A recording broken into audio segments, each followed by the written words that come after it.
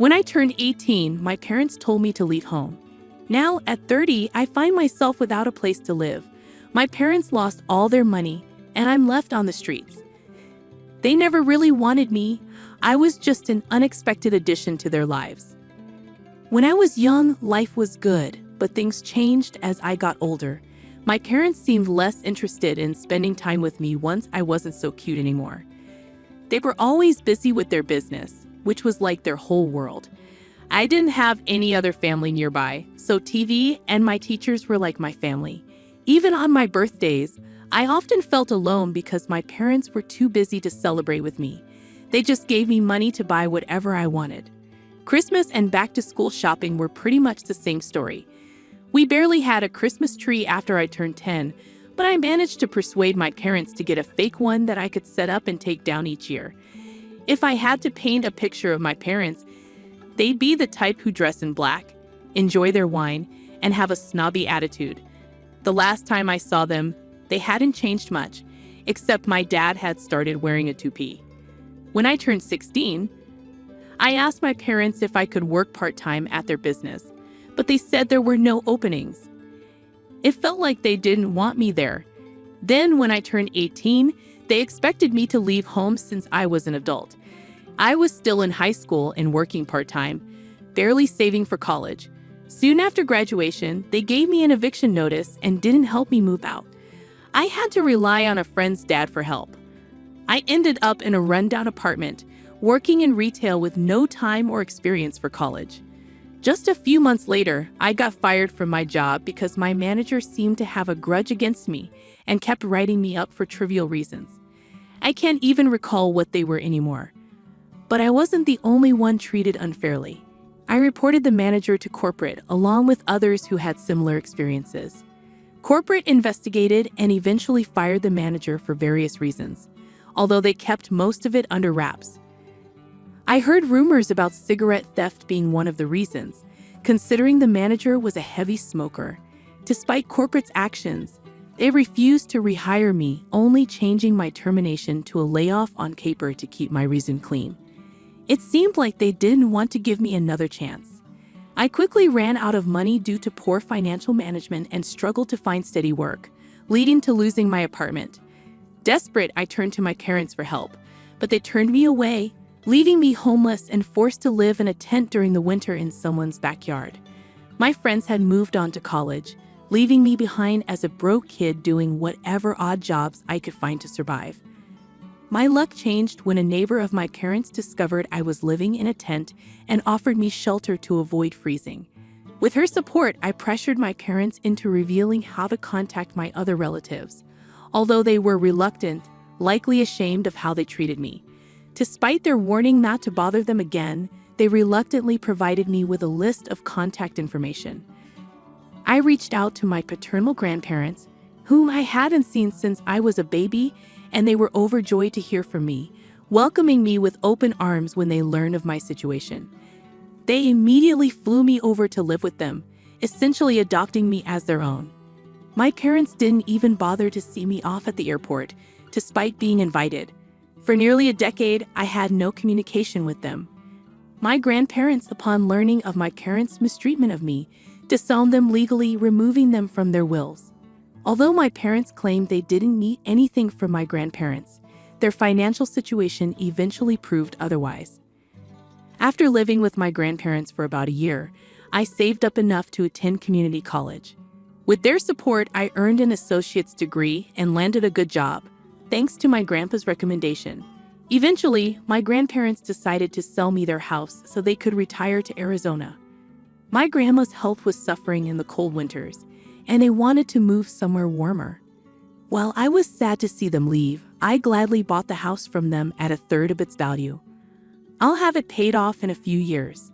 My job requires me to travel frequently, keeping me away from home for weeks at a time, but I enjoy the adventure. Right now, I don't have any pets or a girlfriend. I'm focused on my career.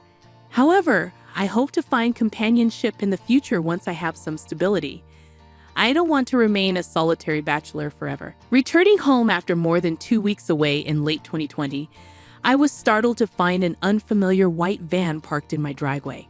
Concerned, I was about to contact the authorities when I noticed my parents' business logo on the side of the van, filling me with dread.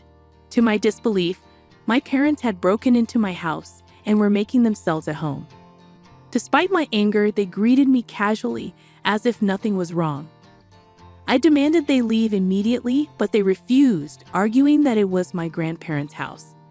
I reminded them that they had sold it to me upon retiring, a fact they would have known had they been involved in my life. However, they persisted, claiming it was their right to stay as it was originally their parents' house. Frustrated, I retreated to my bedroom, locking the door, and called the police. When the police arrived, they were unable to resolve the situation. My parents falsely claimed they had established residency, despite having just arrived, and asserted squatters' rights, lacking evidence to the contrary.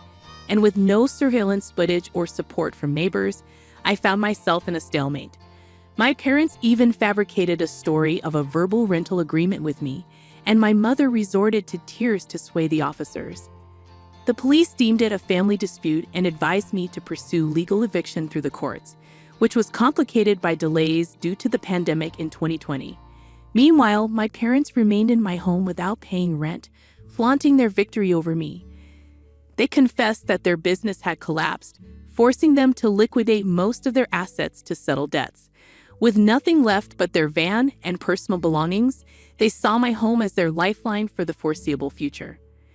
Both of my parents managed to secure new jobs after moving in. My father became a delivery driver, while my mother found work as a sales associate.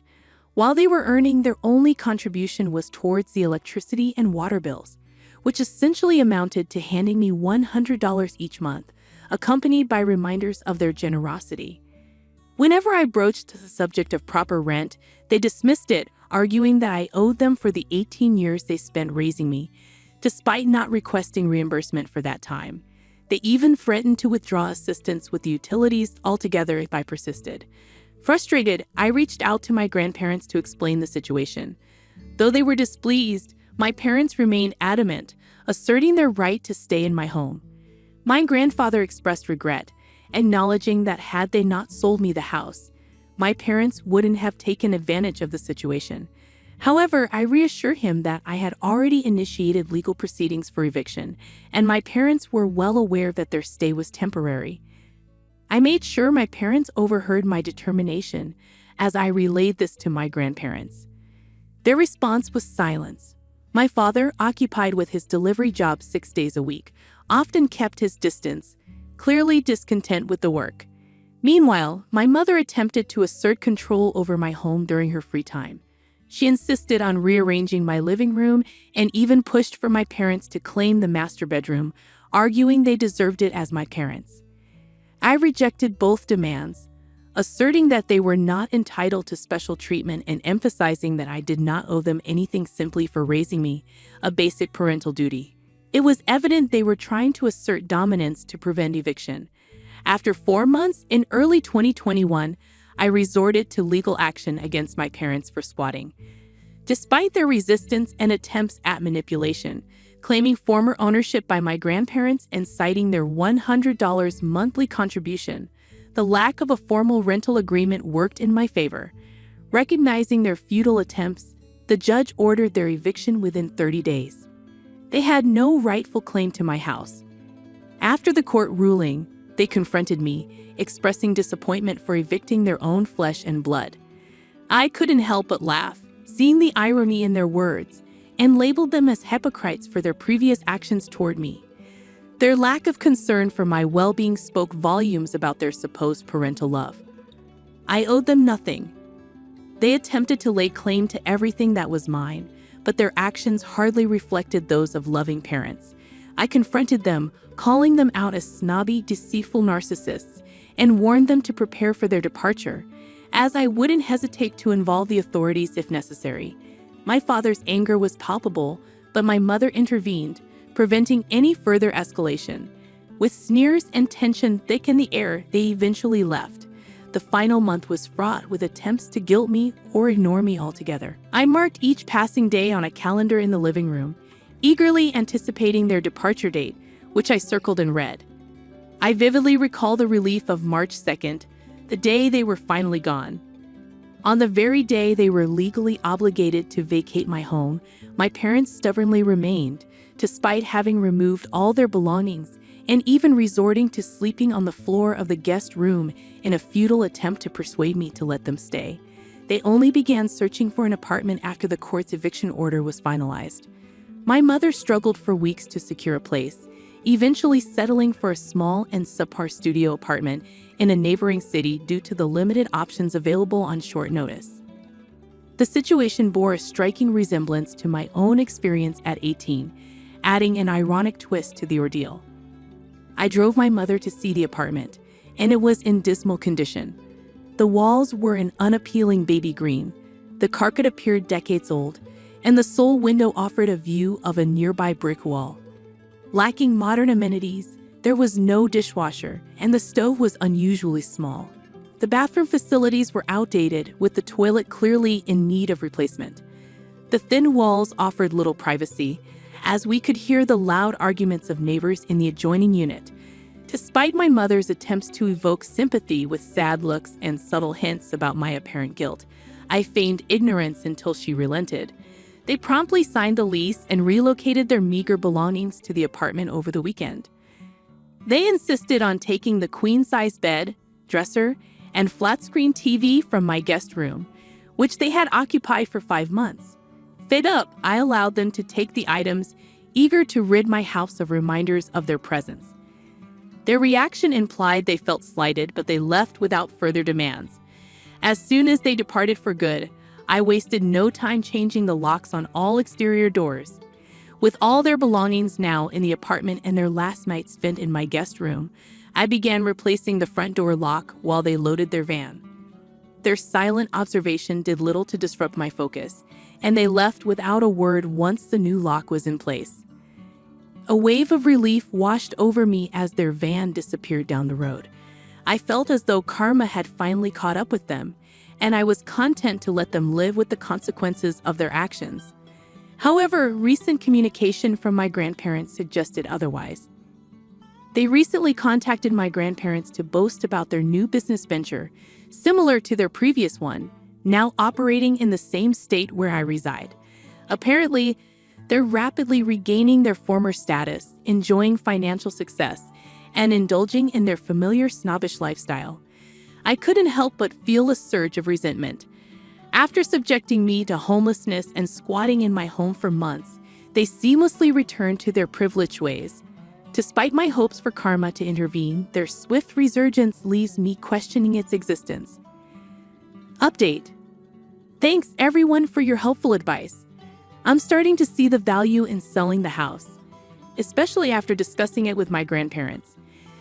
They support the idea of me moving closer to them if I decide to sell. Moving away would also mean my parents won't be able to track me down easily, which is a big plus. I'm exploring the possibility of getting transferred to a southern location by my company, which I think I'd enjoy due to the warmer climate. Winter has never been my favorite season, especially after having to live in a tent before. Since I'm not deeply rooted where I currently live and don't have many close friends, starting fresh elsewhere doesn't seem too daunting. While I do have some sentimental attachment to this house, it's not like I grew up here, so I'm open to the idea of moving. I understand the importance of beefing up security with more cameras, and I'll be looking into that. Regarding how my parents managed to break in and deceive the police, it was shockingly straightforward. They found an unlocked window, grabbed my spare keys, and then fabricated a story about having a verbal agreement to live here. They even went as far as changing their address with the DMV online to make their claims more convincing.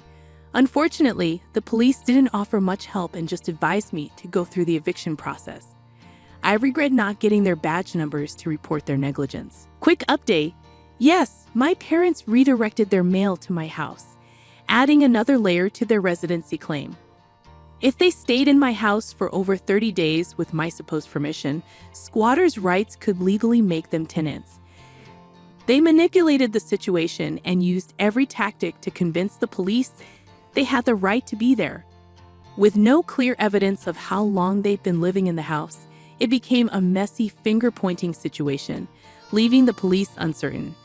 This led me to pursue eviction through the courts. I did withhold the Wi-Fi password from my parents, since they weren't contributing to the utility bills. However, they found a workaround by using their smartphones as hotspots for internet access during their stay. As for suggestions about leaving negative reviews or exposing my parents' past, I've decided to take the high road and move on. However, if they're involved in fraudulent activities with their new business, I'll be watching with interest to see how it unfolds. Update 2. For those skeptical about the 30-day rule concerning squatters, here's the direct law in the USA. In many areas, if someone resides on your property for over 30 days with your consent, they can claim certain rights, legally becoming your tenants. This often requires following an eviction process. Even in cases where no permission was given, if an unoccupied property is unlawfully entered and lived in, specific rules still apply. My parents manipulated the situation by fabricating permission and misrepresenting their duration of stay in my house, prolonging the eviction process to 5 months. Now you have the facts. Update 3. 5 days later, after some investigation and discussions within the family, I've discovered some curious details about my parents' sudden resurgence into business after bankruptcy.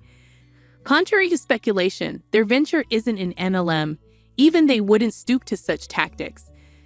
Their new business is notably smaller than their previous one, employing only the 2 of them compared to their former staff. Concerns were raised about potential identity theft, prompting me to monitor my credit closely, a habit I'd already adopted since dealing with their squatting situation. While I wouldn't put anything past them, there's been no suspicious activity on my credit, indicating they haven't attempted to access company funds through me. My paternal grandparents, who genuinely care for me, remain puzzled about the source of my parents' newfound wealth. Despite their attempts to reach out, my parents' calls have been rebuffed since they boasted about their success. It's evident they received no support from my father's side of the family. What about my mother's side of the family? I remembered I had an old list of contacts from my parents, which included my maternal grandmother's landline number. When I was homeless, I tried reaching out to her, but she showed no interest. Although I've never met them in person, my maternal grandparents seem to share similarities with my parents. It's like my father truly found his match in my mother. As someone pointed out earlier, they seem made for each other. I managed to reconnect with my maternal grandmother only to learn that she's been divorced for a while now, and my maternal grandfather passed away 7 months ago, leaving a significant inheritance to my mother. So that's where the money for their new business came from.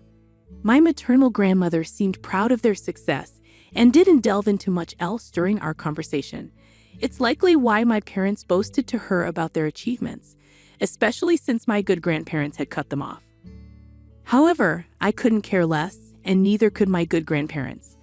Everyone on my father's side of the family has distanced themselves from my parents. They want nothing to do with them. It's not just me they've alienated. My mother's side of the family is also fractured, filled with divorcees and loners who dislike each other but pretend to get along. In contrast, my father's side is more normal and kind-hearted. Unfortunately, my father tends to burn bridges repeatedly. Even when I was born, my grandparents wanted to be involved in my life, but my parents kept me away from them for some unknown reason. I'm not entirely sure why they did this, but I suspect it's because they didn't want to face judgment for their own parenting. I would have preferred if they had sent me to boarding school or to live with my grandparents. But I suppose narcissists need someone to belittle to feel satisfied. I can only imagine the things they said about me behind my back all these years. Nevertheless, it seems my parents didn't break any laws to start their new business. At least nothing reportable to the IRS. There's no law against using inheritance money to kickstart self-employment, and my mother inherited everything from her father, including his house and land, where my parents now live. It's not the fanciest place, but it's decent, comparable to my own home. This means my parents have a place to stay without bothering me anymore. I'm considering selling my house and relocating, but unfortunately, my current employer doesn't have a branch in Arizona. So my options are either to resign and seek employment in Arizona after selling my house, or to stay put and hope my parents don't bother me again. I'm actively searching for job opportunities because I'm determined not to let my parents find me ever again. If moving proves impossible, I'll invest in installing cameras both inside and outside my house for added security. While I doubt a similar situation will occur, I want to ensure my parents never try to track me down again for any reason. If they need assistance in their old age, I won't be there for them. They'll receive what they gave, nothing. They're dead to me, and the rest of my father's family feels the same way. If I ever have children or stepchildren, I'll make sure I never become like my parents. No child should endure what I did. Alice, help yourself. Margaret's cooking is always delicious. Kendrick, my brother-in-law, placed a plate in front of my daughter-in-law, Alice. Alice made a face of blatant disgust. She glanced at the plate and then at me, pinching her nose. No, thank you. I don't eat homemade food made by a dropout who can only do caregiving jobs. It's filthy. What? Kendrick, sobered by Alice's words, froze, and everyone stopped eating. Food made by dirty people belongs in the trash. With a thin smile, Alice threw my homemade dish into the garbage. I couldn't stay silent anymore. Just then, my 8-year-old granddaughter, Ruby, burst into laughter. My name is Margaret. I am 63 years old and earned my caregiving certification 3 years ago. I met my husband, Tarek, when we both worked at a food processing company. His kind nature won me over, and we got married. Soon after, I became a housewife when I had our child. When our son, Daniel, started elementary school, I took on a part-time job with help from my mother-in-law, Tracy. To help with our household finances, I worked as a cashier at a supermarket until my mid-40s. At the end of that year, Tracy suffered a stroke, which left her needing constant care, and I quit my part-time job. Daniel had graduated from college, so we no longer needed to send him financial support, which was a relief. I had been married for over 20 years, and my relationship with Tarek was great. I was also on good terms with Tracy and wanted to care for her out of gratitude. Reality was tough. I was woken up multiple times at night to take her to the bathroom. I couldn't disturb Tarek, who had a full-time job, so I was perpetually sleep-deprived. Just when I thought I couldn't take it anymore, Tracy passed away.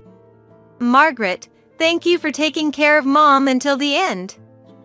Thank you for treating her so well. I'm sorry, Tracy. I cried into Tarek's chest as he thanked me. Having only cared for her at home for less than a year, I was filled with regret, feeling I could have done more. Tarek, I think I want to work in caregiving. What? Trying to shake off my regret, I told Tarek of my plan. One motivation was that the caregiving profession didn't require formal education. I had dropped out of high school when our family business demanded more of my time. Shortly after, my dad passed away from exhaustion. To support our family, I took a job at a food company factory, where I met Tarek. Margaret, I know you're determined and have the stamina, but don't overdo it. Thank you. Don't worry about old age, I'll take care of you.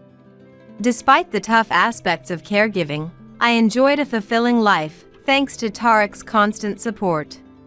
One day, our peaceful life was interrupted by an unexpected visitor. Daniel and his family, who had recently bought a house an hour away, came to visit. Mom, it's your birthday this month, right? Here's an early present. Grandma, happy birthday! I felt a surge of joy hearing my son, Daniel, and my granddaughter, Ruby's voices at the door. I wish you had told me you were coming. Whenever my schedule came out, I would email Daniel my days off. Daniel made sure to bring Ruby, who was now 8, to visit once a month. Grandma, Mom is here today too. Ruby cheerfully pointed towards the car. I couldn't see her from where I stood. "Oh, that's nice." Mom came too. Feigning welcome for Ruby's sake, I waved at the car, but Alice showed no sign of getting out. "All right, we'll be leaving now." "What? You came all this way, stay for lunch." I wasn't thrilled about Alice's presence, but it had been a month since I last saw Ruby, and I didn't want to send her away so soon. Of course, I also wanted Daniel to enjoy my cooking. "Really? Grandma, I want to eat your food." How sweet she was to say that. I bent down to hug Ruby, feeling overjoyed. At that moment, Alice's hysterical voice rang out from above. "Ruby, why are you inside the house? We've already given the present. We're leaving." Her voice made my shoulders twitch. She was probably irritated that the two hadn't come back yet. "Mom said she would serve homemade food. Ruby wanted to eat too." Sensing Alice's irritation, Daniel tried to defuse the situation with an excuse. Since they got married out of love at first sight, Daniel was weak against Alice. "I want to go shopping. I don't have time to waste in a place like this." "What? A place like this, does she mean our home?" I was stunned by Alice's words. Seeing her raised eyebrows and twisted lips, I couldn't muster the energy to retort. "Daniel, you said we were just dropping off the present." "You liar." "Huh? Sometimes I want to eat Mom's homemade food too." "Oh, here we go again. A grown man still clinging to his mommy. It's disgusting." Feeling uneasy as the couple's argument escalated from above, I tried to calm things down. "Alice, I'm sorry. I didn't mean to keep you. Ruby, your mom wants to go shopping. Maybe next time." I crouched down and gently suggested to Ruby that they leave. "I dressed up for this. Ruby, are your clothes dirty?" Alice spoke as if implying that just being around me had dirtied Ruby's clothes. She lightly dusted Ruby's outfit. Muttering to herself, she continued. "You were hugged by Grandma, weren't you? I can't believe this. I'm sorry. I was just so happy." Trying to smooth things over, I apologized to Alice. Thinking back, I've always done this since Ruby was born. "Isn't that a bit too harsh?" Daniel, usually calm, argued back at Alice. Maybe he was frustrated because I didn't stand up for myself. "But Margaret works in caregiving, right? She's always handling dirty stuff at her filthy job." "Huh? That's why I don't want to come to a house with someone like that, and I don't want Ruby touching her." Alice spat out her words quickly. "Ah, so that's it." I finally understood Alice's true feelings. That's why she had avoided me since we first met. I met Alice 10 years ago. I was in my 5th year of caregiving. I was used to the work and enjoyed sharing stories with the people I cared for. I remember telling Alice about it. "Their smiles while playing hand games are adorable. Hearing the hardships of life seniors is enlightening. I love this job." Maybe I shouldn't have shared so much with Alice, who laughed through her nose at me. I probably said too much. "Caregiving is amazing. Even someone like me who dropped out of high school can become a certified caregiver or care manager with practical experience and knowledge." What? "You dropped out of high school? But it's still a bottom-tier job." "Huh? I've been looked down upon and avoided since that day." Alice holds prejudices against jobs she considers low class. I remember deciding it was pointless to say anything more. Alice is an elite who graduated from a top university and got a job at a major company. I heard Daniel pursued her intensely as a new employee. He proposed to her because she saw potential in him as they were from the same university. But when she heard about our educational backgrounds, She was as disappointed as if the world had ended. I didn't know Margaret and Tarek were dropouts. Daniel, you're a liar. Alice, who called Daniel a liar, didn't seem beautiful at all. She hasn't changed in the past 10 years. That's why I can't get along with Alice. No! I want to eat at Grandma's house. I don't want to go shopping. Ruby shouted her feelings, shaking off Alice's hand. I was shocked to see Ruby's rebellion for the first time. Then Ruby, just stay at Grandma's house. But the next moment, Alice's angry voice cut through the air at the entrance, snapping me back to reality. Alice's voice continued. Such a spoiled child isn't ours. You'll get sick if you eat what Grandma made. What? Alice, that's not true at all. I hugged Ruby, who was on the verge of tears, and protested against Alice. Enough. This is why I didn't want to come. Both Daniel and I, and my parents, all graduated from university. So what? It's unfair to Ruby. What if her friends make fun of her because her grandparents are in low-status jobs? You need to realize this. I was astonished at Alice's unreasonable accusation. Mom, I'm really sorry. Ruby, I'll buy you that toy you've wanted for a while. Let's go. Daniel made a pleading gesture towards me, picked up Ruby, and followed Alice. I could only stand there, dumbfounded, as they left. When I looked at the hand cream they had given me, tears fell from my eyes. My late mother-in-law Tracy had a brother who was about to turn 100 and was still in good health. The whole family gathered to celebrate Kendrick's 100th birthday. It had been a month since the humiliating incident with Alice. Tracy had been a kind person, and Kendrick was the same, always offering me kind words whenever we met. Margaret, thank you for everything. I'm looking forward to your cooking today. I hope you like it. The celebration was held at the main family home in the countryside. I had prepared ingredients to make some of Kendrick's favorite dishes, soft and easy to eat. But Daniel and his family are late. What? For a moment, I wondered if Kendrick had mistaken Tarek's name for Daniel's, but it seemed Daniel's family was indeed invited. When I asked Tarek if he knew, he replied, Of course. I contacted them. And Alice is bringing some dishes too. What? Knowing that Alice wasn't a great cook, I let out a strange noise in surprise. Once, I had advised her about the strong flavor of Ruby's baby food. She had been quite upset about it. Maybe that's why she never made homemade baby food again. I reflected that perhaps it was my fault for saying too much. We're late. As I reminisced, I heard Daniel's voice. He was with Alice and Ruby. Oh, Daniel. I'm glad you came. Kendrick, who was very fond of his grandson, welcomed Daniel's family warmly. Ruby, it's been a while. Shall we go to the kitchen with Grandma?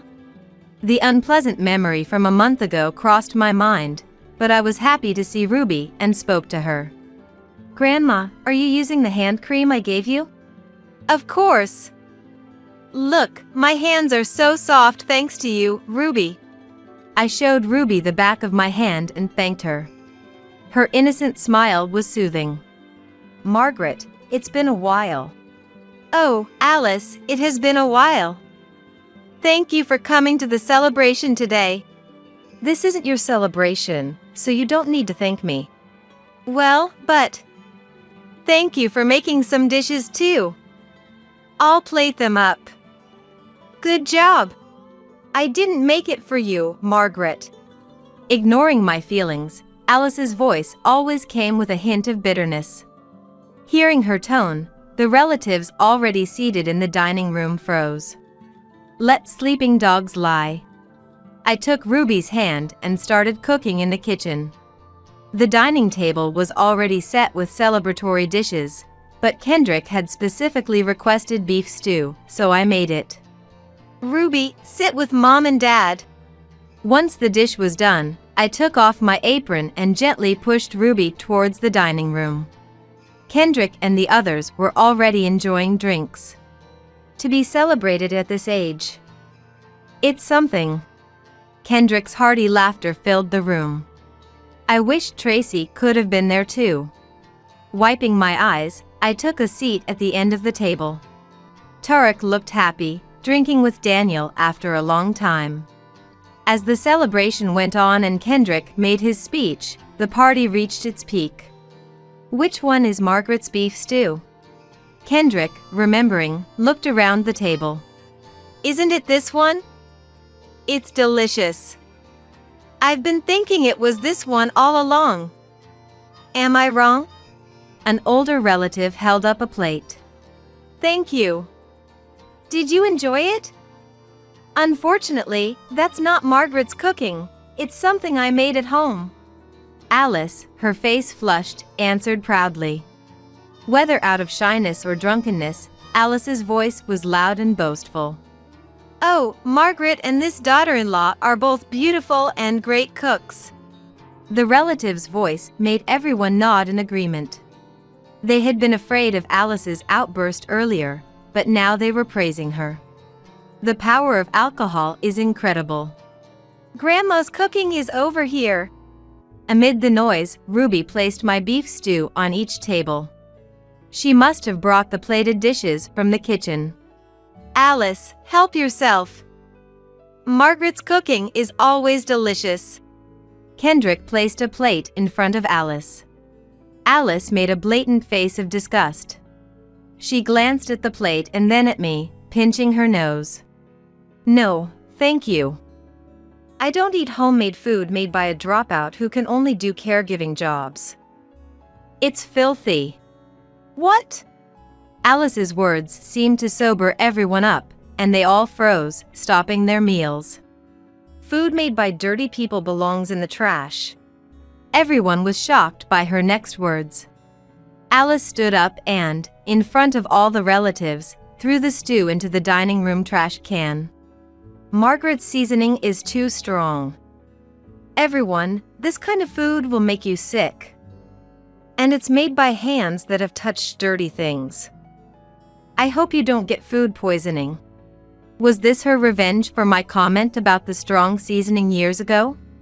Or was it for keeping our dropout status a secret? Apologize to all caregivers across the country, no, the world. I was more furious at Alice for mocking caregiving work than at her for throwing away my dish.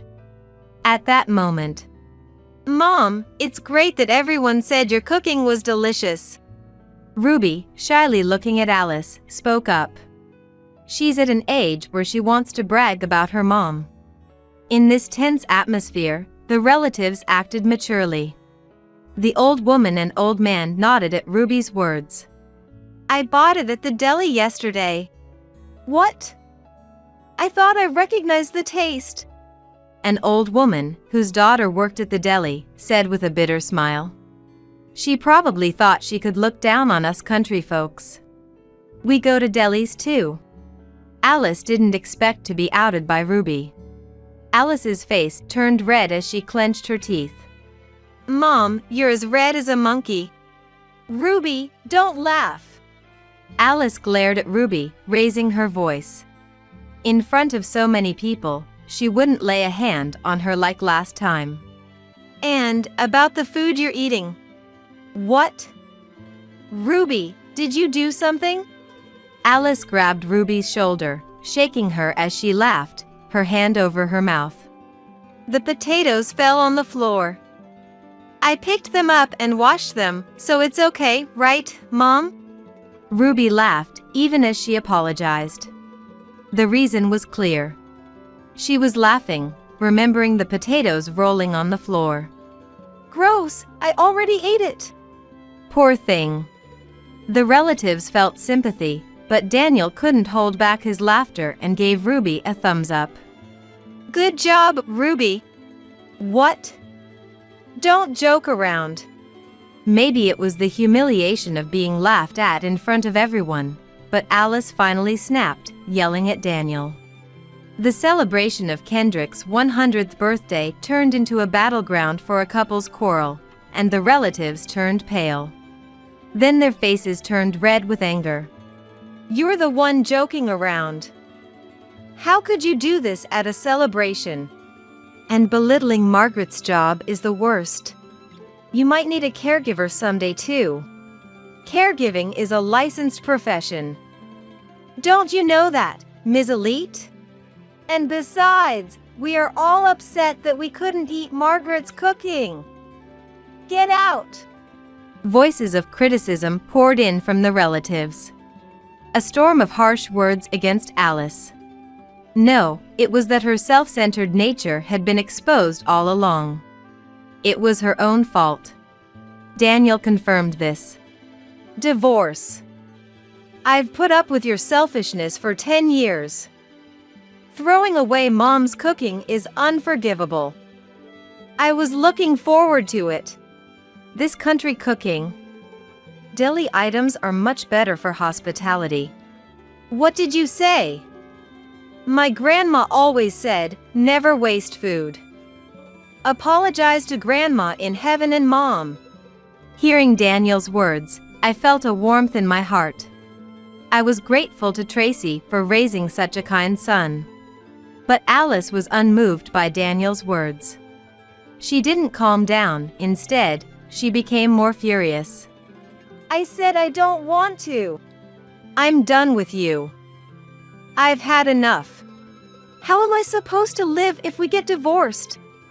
I didn't go to a good university just to be bossed around. That's why I don't want a divorce. Alice stomped her feet and cried out, hating the idea of working. It wasn't about the type of job, she just hated working altogether. As Alice continued to cry, Kendrick, who had been silent, finally spoke up. Accept it. Heaven helps those who help themselves. It means that those who don't rely on others but try to carve their own path will be helped and blessed by heaven. You're still young, so keep trying. Alice hung her head at Kendrick's words, which he said while clicking his dentures. Of course, I, and the whole family, applauded. Here's what happened afterward. Daniel made Alice sign a pledge, promising that if she ever caused trouble again, they would divorce immediately. He stuck that pledge on the fridge, and it seems to have worked because they haven't divorced yet, even a year later. Kendrick's words seemed to touch her deeply, and she even started a part-time job. However, her work history was short, and her habit of looking down on people made her useless at any job. She would snap at senior workers trying to teach her and quit after 3 days. Her stress from not being successful at anything led to a resurgence of her hysterics. Daniel then gave her an ultimatum about divorce. Honestly, I think a divorce might be better for Ruby. As for me, I continue to work hard in caregiving. Looking back, I might have started this job out of a sense of guilt towards my mother-in-law, Tracy. Maybe it was me who was overly focused on education. But now, I have a different motivation for going to work. Margaret, thank you so much. Seeing your smile gives me strength. The joy of contributing to someone's life is what drives me to my job. Margaret, thank you for everything. I remembered Tracy's words and felt grateful from the bottom of my heart. Margaret, you'll have 5 years of experience in another year. Have you thought about taking the care manager exam?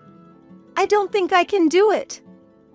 I have the energy, but I dropped out of high school. No, I'm sorry. Maybe I'll give it a try. Margaret, you're always attentive and understand people's needs well. I think you'd be great at it. Blushing at my colleague's praise, I felt a surge of determination. I still have a lot of life ahead of me. Kendrick's words give me a push. Grandma, good luck with your studies. The monthly visits from Ruby and the support from Daniel strengthen my resolve. There's a small camera in the room, right next to the bed. My daughter Scarlett whispers in a hushed voice. She's now a high school student. Scarlett clings tightly to me, and I'm at a loss for words, so I just hold her close. Dad. Desperately trying to figure out what to do, I call out to my husband Liam, who is also frozen stiff beside me. Startled by my voice, Liam gently strokes Scarlett's head and quietly heads to her room, careful not to make any footsteps. As Scarlett's trembling subsides while I continue to hold her, Liam emerges from her room. He beckons me and Scarlett with a wave of his hand and nods with a grave expression next to the bed. Well, we can't make any plans for the weekend. It's supposed to be a nice camping trip. Liam's words, spoken with an unnaturally bright voice and a forced smile, send chills down my spine. He quietly shows me and Scarlett the screen of his smartphone and continues. Look, here. It's a campground we haven't been to yet, right? Sounds exciting. However, there are no websites or social media posts about the campground on Liam's smartphone. Instead, there's only a draft screen for a text message. Seeing the words written there, Scarlett grabs my arm. We're being watched and listened to. So, play along. You're right. I'm so looking forward to it. I can only raise my voice in a high-pitched tone to mask my trembling voice. My name is Olivia. I'm a 50-year-old saleswoman at a sporting goods store. I've loved being active since I was a child. I met Liam through my hobby of camping. He was there when I went on a trip with my friends. Normally, my friends and I can easily pitch a tent, but on this particular morning, the wind was strong, and we were having trouble getting the tent up. Liam, who is now my husband, was the one who approached us, taking pity on our struggles. He and his group had also come camping. We were a group of 4 women, and Liam's group consisted of 4 men. One of my friends hit it off with one of Liam's group members and invited them to join us for a barbecue. That's how we became close. I liked him from the moment I first spoke to him, and he later told me that he had taken a liking to me from the first time we met. From then on, our group and his group became friends who would go camping together. On the night of our 3rd camping trip, while gazing at the star-filled sky, I want us to date with the intention of getting married, Liam said to me. After that, we started dating and got married without any issues a year later. Our marriage was blessed by our parents, and there were no objections. After getting married, there were various changes, such as me transferring to a sporting goods store and Liam switching from being a police officer to a sports trainer, but our family remained close-knit. Even more pleasing was that I was able to build a good relationship with Liam's family as well. Liam's brother John also loved the outdoors, and we became so close that we would go camping together a few times a year. After getting married, I had fewer opportunities to go camping with friends, so I genuinely enjoyed camping with Liam and John. I got married at 27, and I'll be turning 34 soon. We had always wanted children since getting married, but we weren't blessed with any for a long time. I think we might need to consider fertility treatments soon. You're right. Even though we're in good shape, we're 34. It might be time to seriously think about it. Indeed. If it doesn't work out next time, let's get tested at the hospital. Okay. I'll support you in this. We decided to consider fertility treatments as an option. However, just then, I was able to get pregnant naturally. And I gave birth to a healthy baby girl, whom we named Scarlett. As the long-awaited first grandchild, Scarlett was adored by the whole family as she grew up. Despite being spoiled, she didn't grow up to be selfish, which was a relief. Scarlett seemed to be very fond of John, who looked young for his age. I was worried that I might struggle with raising my first child. But those concerns were unnecessary. It was all thanks to my family, who helped with raising Scarlett.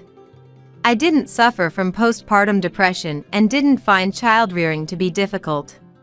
A big part of that was due to John's presence, as he could relate to children at their level. Scarlett always seemed happy when talking to John, and I would watch them with a smile. John, you're such a great help. Thank you so much, always. No, don't mention it. I've always loved children, you know. That's true. John, you were always good at taking care of kids, even when you were little.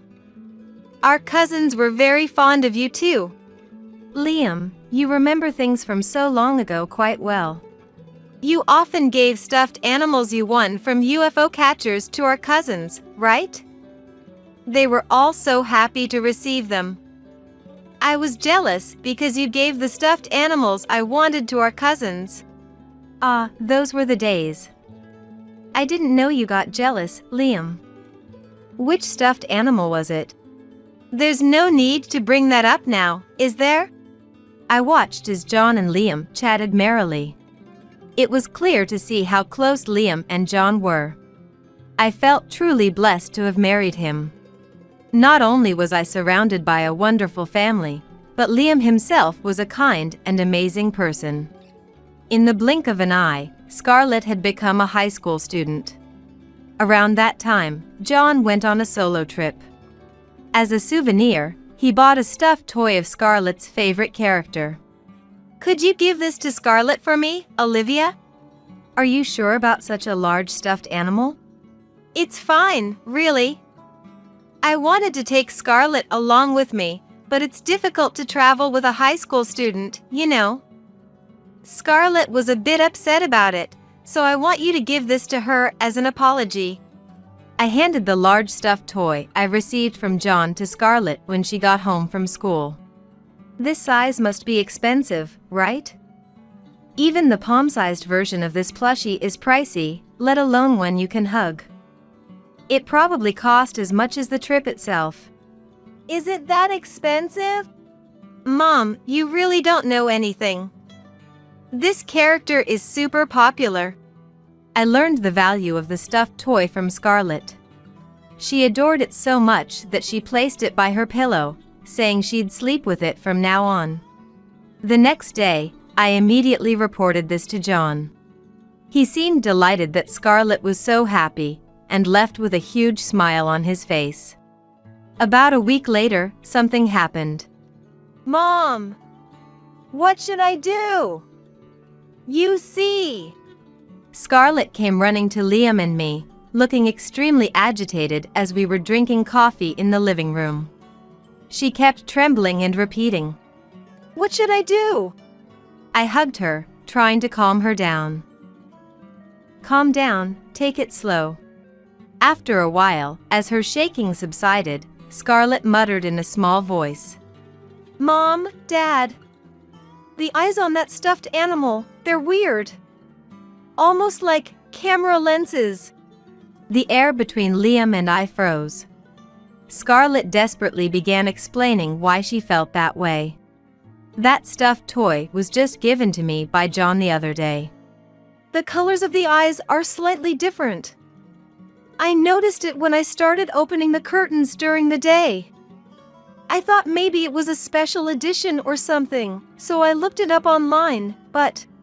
As Scarlett researched the plushie, she felt the eyes resembled lenses. Upon further searching, she apparently found an article about a case where hidden cameras were installed inside stuffed animals. I hoped it was just Scarlett's misunderstanding, but Liam immediately headed to her room. As a former police officer, he was knowledgeable about wiretapping and hidden camera devices. Leaving the gadgets to him, I started preparing hot cocoa to calm the panicked Scarlett.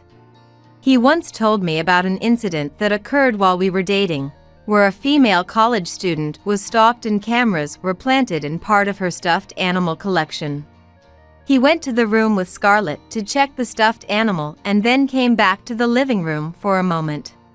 The two of them approached me. Liam started writing something on a memo pad on the table. Maybe there are listening devices planted not only in the stuffed toy but also in the living room. Then, he began drawing a picture on the paper. Apparently, there was a camera hidden in the plushie, and the model seemed to be capable of recording audio as well, as he explained in writing. The camera's footage would be stored on an SD card, and although we couldn't verify it now, there was a possibility that Scarlett's figure in the room might be captured. And since the culprit would likely come to retrieve that SD card, Liam wrote on the paper that he wanted our cooperation. Scarlett and I looked at each other in surprise, but nodded. Then Liam started jotting down lines on the memo pad. He told us to speak these lines towards the camera. Liam, Scarlett, and I went to her room. We intentionally began speaking in clear voices so the small camera's microphone could pick it up. That's right.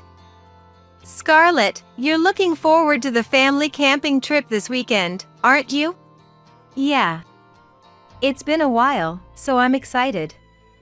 Oh, but Dad, didn't you say the lock on the back door by the kitchen was broken? They told us to wait until the week after next for that, remember? Right, Olivia? That's right. But I'm worried about leaving the door unlocked when we go out. It'll be fine. Our parents live nearby. They'll call the police if anything happens. Besides, none of us will be home. You're right. We've got to enjoy the camping trip since we're going. We purposefully spoke in exaggerated, excited voices. The bit about the kitchen back door lock being broken was a complete lie. However, we decided to deliberately leave the key in to let the perpetrator into the house. Oh, right. This stuffed animal is a character you like, isn't it, Scarlett? My friend said she got it from a claw machine. Would you display it together? Yeah. I really love this one. I'm so happy. I'll sleep with it starting tonight. That's great. Dad will put it up for you. Liam pretended to place another stuffed toy in front of the small camera while retrieving the one with the camera and putting it in a box. What exactly are you planning to do? I'm going to hand it over to an acquaintance to have a look. But won't the culprit notice if there's no camera? It'll be fine. I'll have them handle it skillfully. You're giving it to someone you know from your police officer days, right? Then there's no need to worry. Yeah. It'll be all right. We have to find out who did this. Well, I'm off. Liam, could it be that person, maybe? It might be. Well, even without investigating, we'll have an answer by the weekend. Anyway, I'm taking this with me. Liam immediately contacted his former colleagues from the police force and took the stuffed animal with him. A while later, Liam returned home. It seemed that the results wouldn't be available right away. In the meantime, they assured him that the video would keep streaming smoothly. Then the weekend arrived. Today was the day of the camping trip we had deliberately discussed in front of the hidden camera. Fortunately, Scarlett was absent due to her high school club activities. Liam and I were waiting for the culprit to show up. After a while, we heard the sound of a door opening near the back of the house. The footsteps slowly approached Scarlett's room. Liam and I were lying in wait next to her room, anticipating the perpetrator's arrival. When we confirmed that the culprit's footsteps were right outside her room, Liam and I burst out. There, we saw John trying to enter her room. John! What the hell are you doing here? Upon seeing John, Liam, shaking with anger, immediately grabbed him by the collar and raised his fist. Why are you here? I thought you went camping. John tried to resist, using both hands to break free from Liam's grip. Seeing this, all I could do was clench my trembling hands. I couldn't believe that he was really the culprit. Although the stuffed toy was from him, maybe he was just being used and there was another perpetrator. I was holding on to a sliver of hope that John had been unknowingly coerced into cooperating. Unlike his usual kind expression, John's face was cruel and cold as he struggled to escape Liam's grasp. Don't mess with me. Why would you do something so horrible? Spare me the lecture. It's too much of a hassle. Enraged by John's unrepentant attitude, Liam punched him with all his might. Struck by him, who regularly trained his body, John collapsed onto the hallway floor as if he had been thrown. However, he immediately got up and started running towards the front door, prompting Liam to tackle him. Don't you dare run away. Pinned down by him, John let out a sound like a frog being crushed. Liam and I worked together to tie John's hands and feet with duct tape as he lay there. Finally unable to move, John let out a low growl and clicked his tongue loudly. John, explain why you did this. Liam questioned coldly. John averted his gaze and shut his mouth. But as Liam gradually applied more pressure to his arms, John started rambling as if he had given up.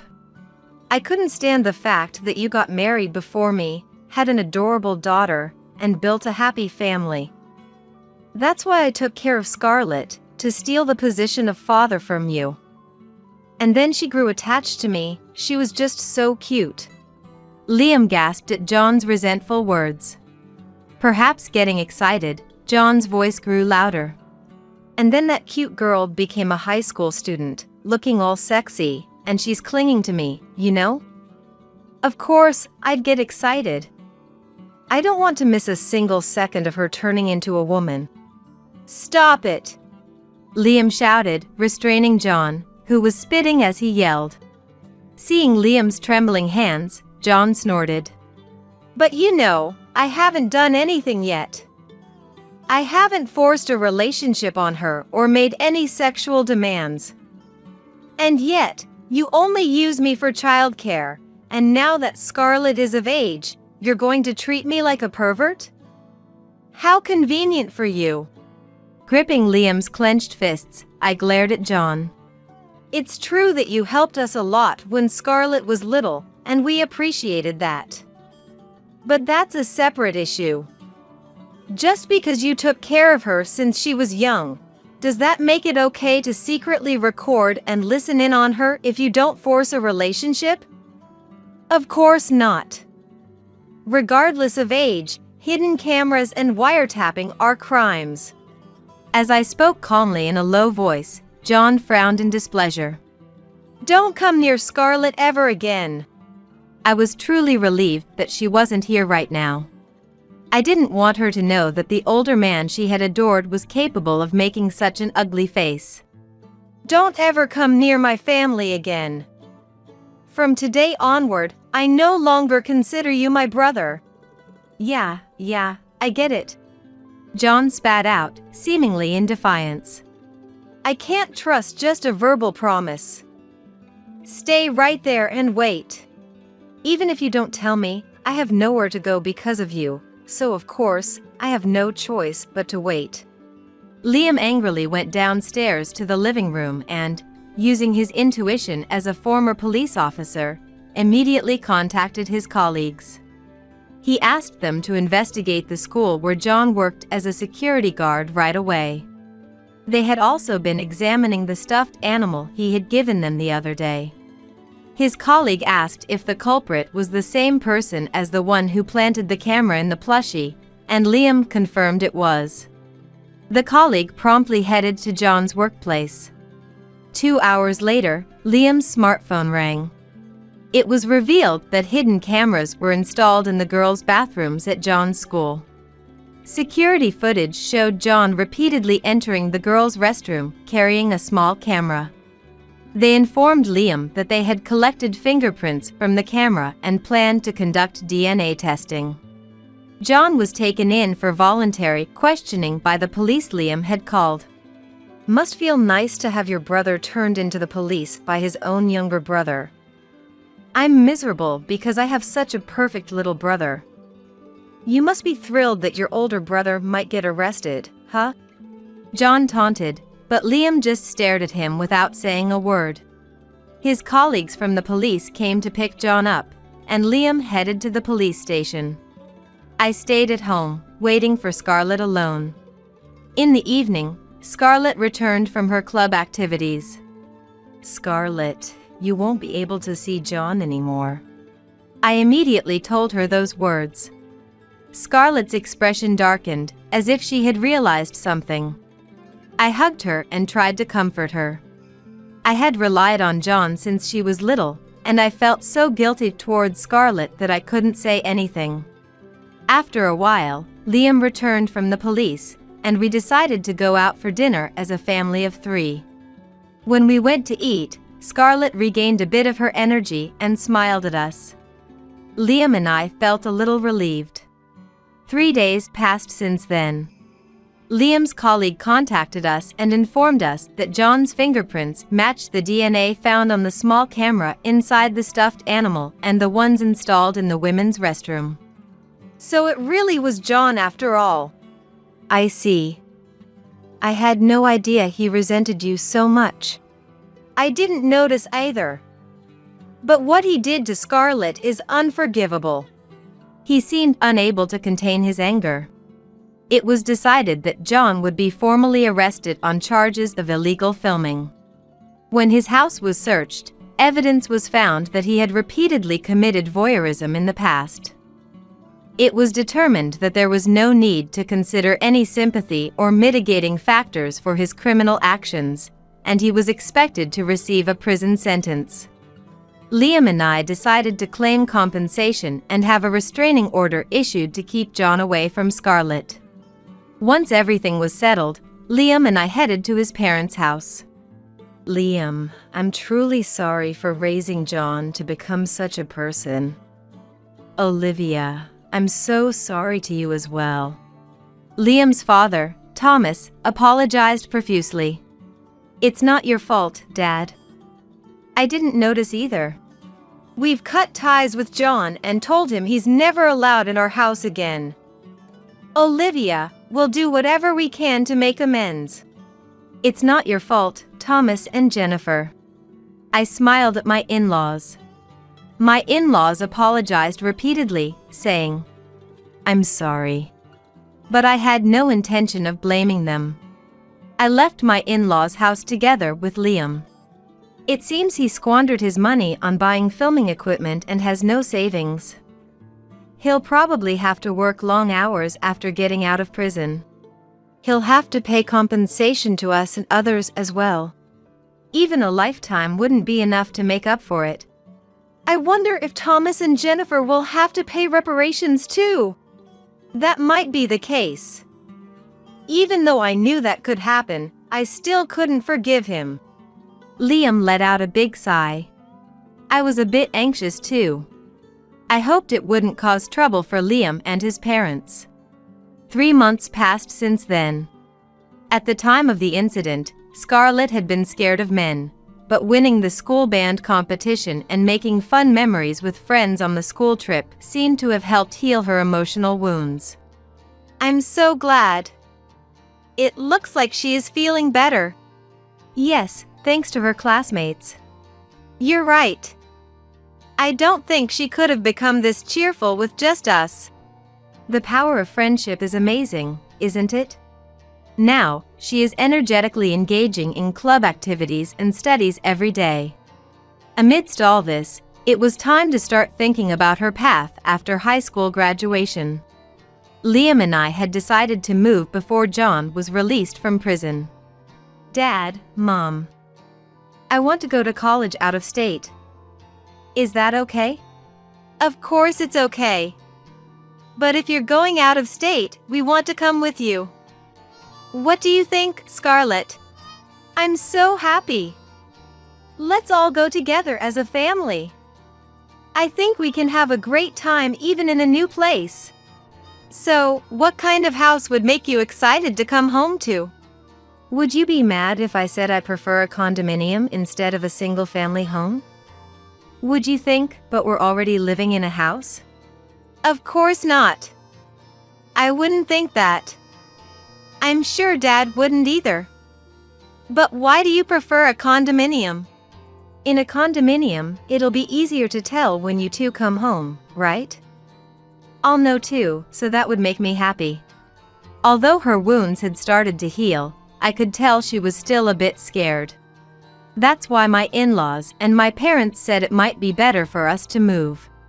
There's no point in dwelling on a dark future. Life in a new place is bound to be more enjoyable than now. Scarlett and I had a fun conversation imagining our new life. She said she would talk about her future plans at school tomorrow. Scarlett is a stronger and brighter kid than we thought. For her sake, I want to move forward with a positive attitude. Wait a minute! You stupid wife! Remember this! Of course, I have no intention of remembering. Behind me, a noisy woman is clutching her stomach and desperately shouting at me, but I don't care. Besides, this is the first time I've run this hard since becoming an adult. Come to think of it, I was pretty fast on my feet during my school days. That thought crossed my mind. I'm out of breath and it's hard, but strangely, I feel exhilarated. I'm free from now on. My name is Lisa. I'm a 35-year-old office worker. I work in the administrative department of a major corporation. It's not that I have high expectations, but before I knew it, I was not just in my 30s but almost in my 40s. It's not that I don't want to get married, but as my years of service have increased, thankfully so has my salary, and I can live alone if necessary. However, there are times when I feel lonely. It seems like it's time to seriously consider getting a cat. While lost in thought during work. Lisa, you're daydreaming again during work. It's not a good example for your subordinates.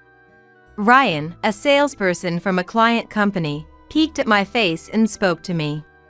He's about the same age as me, but looks so young that he could pass for his 20s. My colleagues also said he was handsome. Spring makes me sleepy. Let me guess, you ate too much lunch? We've known each other for a long time, so we can joke like this. Watching our interaction, some colleagues teased us, suggesting we should date. I just brushed it off, but then an unexpected event happened. Lisa, I want you to marry me. Ryan, who had been waiting for me at the exit after work, suddenly asked me out for a meal. I thought it was his usual joke, especially since we had been drinking, but it seemed he was serious. To be honest, I was a little interested in him, so I was happy to hear that. I asked him to wait a bit for my answer, and then I formally accepted. After we started dating, I began calling him Ryan by his first name. He always brought up new topics and was a great conversationalist, typical of the top salesperson. Since we knew each other from before, we never really had a big fight, and 6 months into the relationship, he proposed to me at a place with a beautiful night view. Of course, I said yes. Little did I know that this man would turn out to be incredible in ways I never imagined. After getting married, my husband was transferred to a department with more business trips. The salary will be higher, and we'll have a more comfortable life.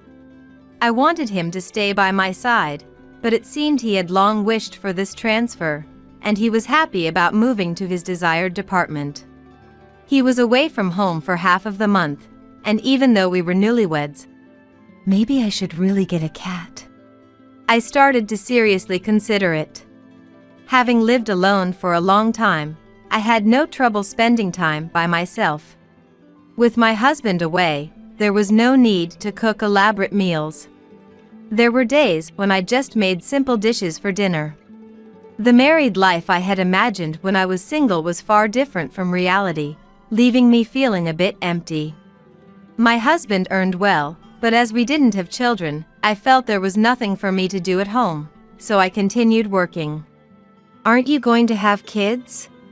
At a drinking party, a colleague with children sympathetically asked me, but I just laughed it off with a haha. I wanted children sooner rather than later, considering my age, but it seemed my husband felt differently. He said he wanted to cherish our time as a couple, which made me a bit happy, but I also felt anxious. Someone who trampled on my feelings like this intruded. One day, as usual, my husband was on a business trip, and I was quietly having a drink alone when the doorbell rang. Seeing the person on the screen, I couldn't help but let out a sound. I couldn't just ignore it, so I let the person into my room. Please call before you come, Mia. How many times do I have to tell you? Not sure if my reluctance showed on my face. You always look so gloomy, Lisa. Oh, Ryan is not home again? You guys aren't young anymore. Shouldn't you be more worried about having kids? The one who would say such rude things so nonchalantly was my husband's mother, Mia.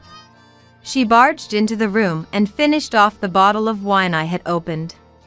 Then, without asking, she opened the refrigerator. Oh, there's some expensive-looking meat. I can take this, right, Lisa? It was an A5 grade steak I had bought as a treat for myself to cook the next day. Mia, my mother-in-law, would come to our house and pester me for things. What? No, of course not.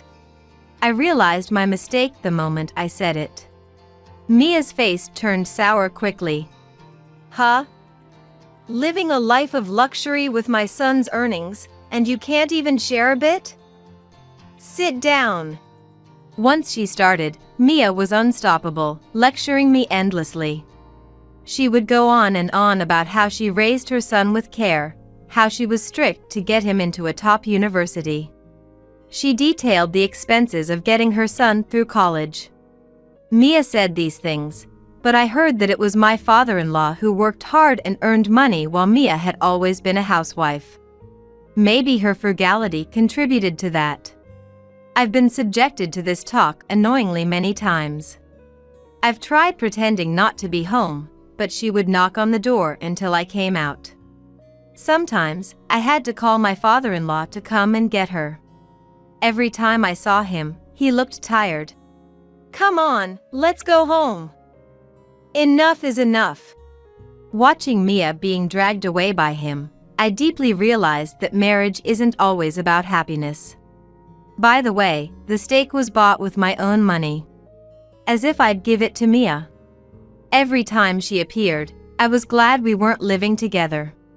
Then, one day it happened. I was relaxing on the sofa, sipping coffee on my day off, when… What? What did you just say? I couldn't hide my shock at my husband's words. I said, divorce. My parents, they got divorced. Tying his tie, my husband told me calmly. According to him, my father-in-law's anger towards Mia finally reached its limit. Of course, Mia refused the divorce. In the end, it turned into quite a battle, each hiring lawyers. The amount Mia demanded for the divorce was much higher than the norm, but my father-in-law agreed to it just to get away from Mia. My father-in-law's family was wealthy, and he himself was an executive of a large company. With that, Mia must have gotten quite a sum. He always looked so worn out. It's good he's free from Mia now. As I was thinking this, my husband said, So, the house was Dad's, and he's already put it on the market. What will Mia do now? As I was thinking, the doorbell rang. Not Mia again, I thought, but my guess was wrong. A uniformed delivery person stood there. I thought it was a courier and opened the door, but Mia was there with the delivery person. Confused. Where should we take the stuff? The delivery person asked, and Mia barged in. Please take it to the back room, she said. Thanks for agreeing to live together, Ryan. You're such a wonderful son of mine. I was completely left out. In no time, the spare room, which had been used for storage, was filled with her belongings, and it was transformed into Mia's living space. What?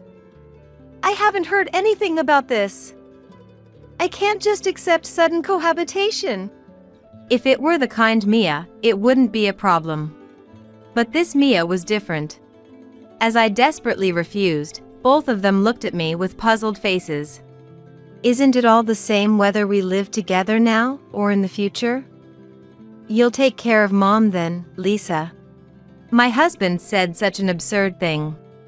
Apparently, taking care of Mia was a foregone conclusion for me. Absolutely not. This is ridiculous. I'll divorce. This is crazy. Stop making fun of me. To this, they both started laughing at me as if I was a joke. Divorce? Try it. You'll be the pathetic one, you know? You should be thankful I even married a leftover like you. Hit with such harsh words, I felt everything go dark before my eyes. My husband said he married me for his social status. As he got older, more people around him were married, and marriage was a status symbol in society. He chose me because of my decent looks and good reputation, and he thought I seemed obedient, he said with a laugh at the end.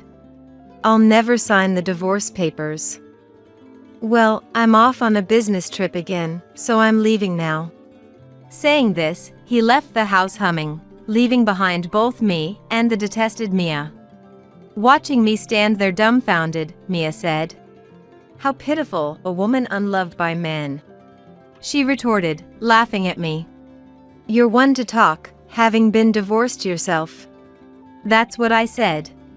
Mia screamed, but I couldn't afford to waste my energy on this woman. I locked myself in my room, pondering how to get a divorce in my favor. I searched the internet, but my husband hadn't done anything particularly wrong. At most, he had the crazy Mia.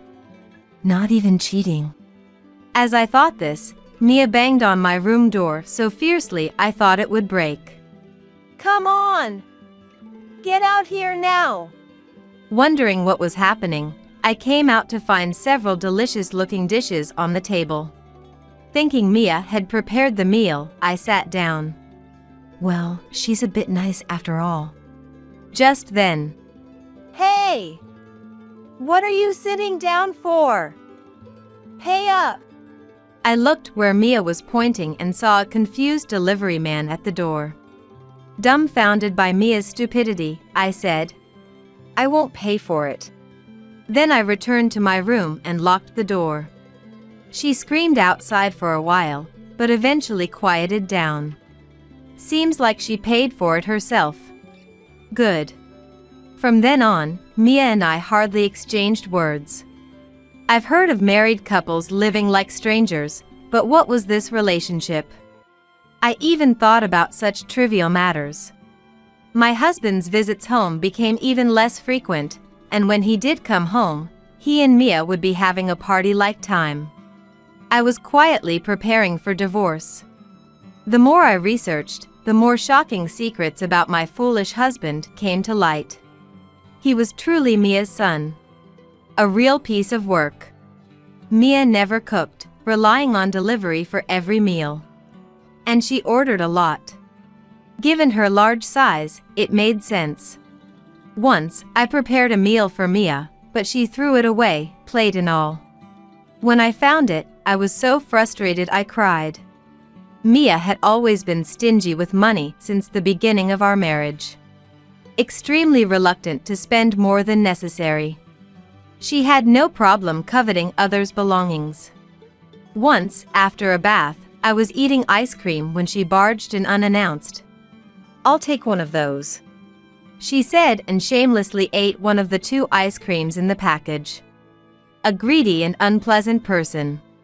I continued this life for nearly a year.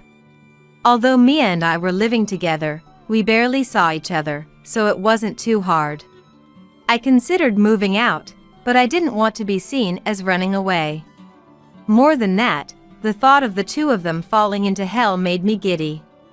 "Mia." One day, when I suddenly spoke to her, Mia involuntarily shuddered. "What do you want? How about we go out for dinner together? Unlimited high-end lobster. Plus, it's unlimited time right now." At my suggestion, Mia, always eager for a meal, was immediately interested. I'll go, but you're paying, right?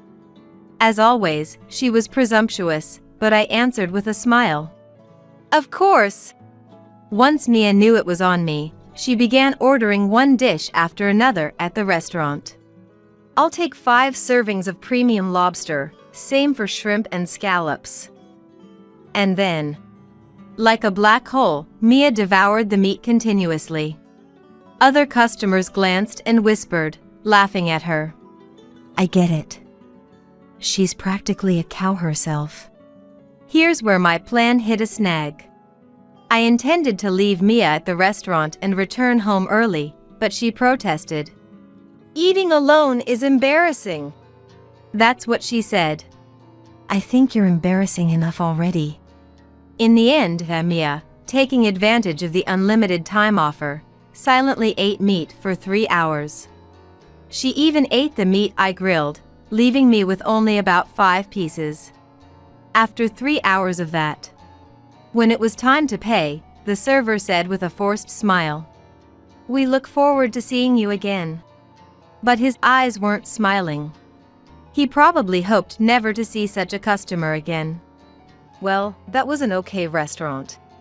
I was infuriated that her first comment was that, after eating and drinking on someone else's dime. I was thinking of where to take her next when suddenly, ouch! Mia collapsed, sweating profusely. And in obvious pain. What happened? Are you giving birth? Don't joke at a time like this. The cause of her stomach pain was obvious. In extreme pain, Mia panicked. Hurry, this is serious. Call an ambulance, quickly. I thought the real problem was her head and stomach, but to avoid further embarrassment from her loud cries, I did as she said and called an ambulance.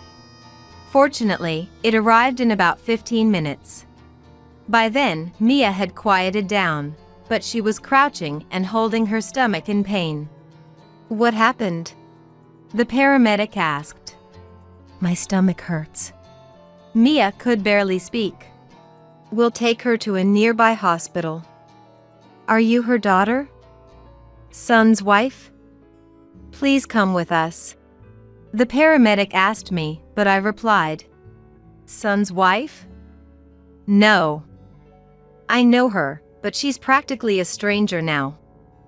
I think her stomach pain is because she ate meat nonstop for 3 hours at that lobster place. I explained emotionlessly. 3 hours. I see. The paramedic's face twisted in disbelief. Well, I have urgent matters to attend to, so I'll leave now. Her son is around, so please contact him. I said and ran off as fast as I could. From behind, Wait! You stupid wife, remember this! I heard Mia shout, but of course, I had no intention of remembering. I hurried home. When I arrived, the movers I had arranged were there too, and I left the house with my packed belongings. A few hours later, my mobile phone was bombarded with calls from my husband. The hospital must have contacted him. Hey Lisa! What are you doing? Mom is in trouble. What am I doing now? I'm sitting on my new sofa, elegantly drinking coffee. I retorted. Don't joke! I came home and your stuff is gone, and there's a divorce petition. I'll never sign it. My husband was furious, but I said, then it'll be through lawyers. You should receive the official documents soon. You have plenty of women, so it shouldn't be a problem, right? As I laughed, he whispered, huh, in a small voice. I had hired a detective agency to gather information on my husband for a favorable divorce. And what a surprise! One evidence after another came out. I quickly found out about a woman he was involved with in Chicago. Just as I thought that was it, there was a woman in Los Angeles, then New Orleans, and recently Denver. The number was so high that my female lawyer and I joked. Where do you think the next one will be?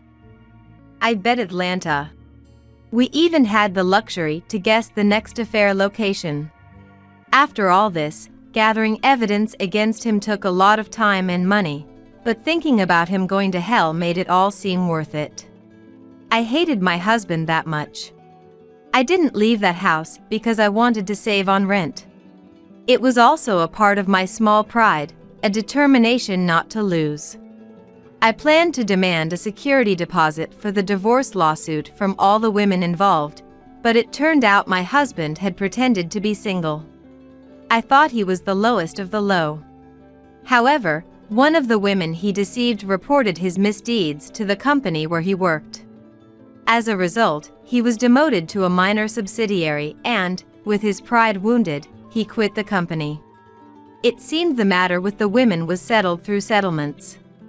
I heard it cost a pretty penny. I thought, serves him right, from the bottom of my heart. Eventually, our divorce was successfully finalized. I made sure he paid the full amount I had asked for the divorce security deposit. The source of the money?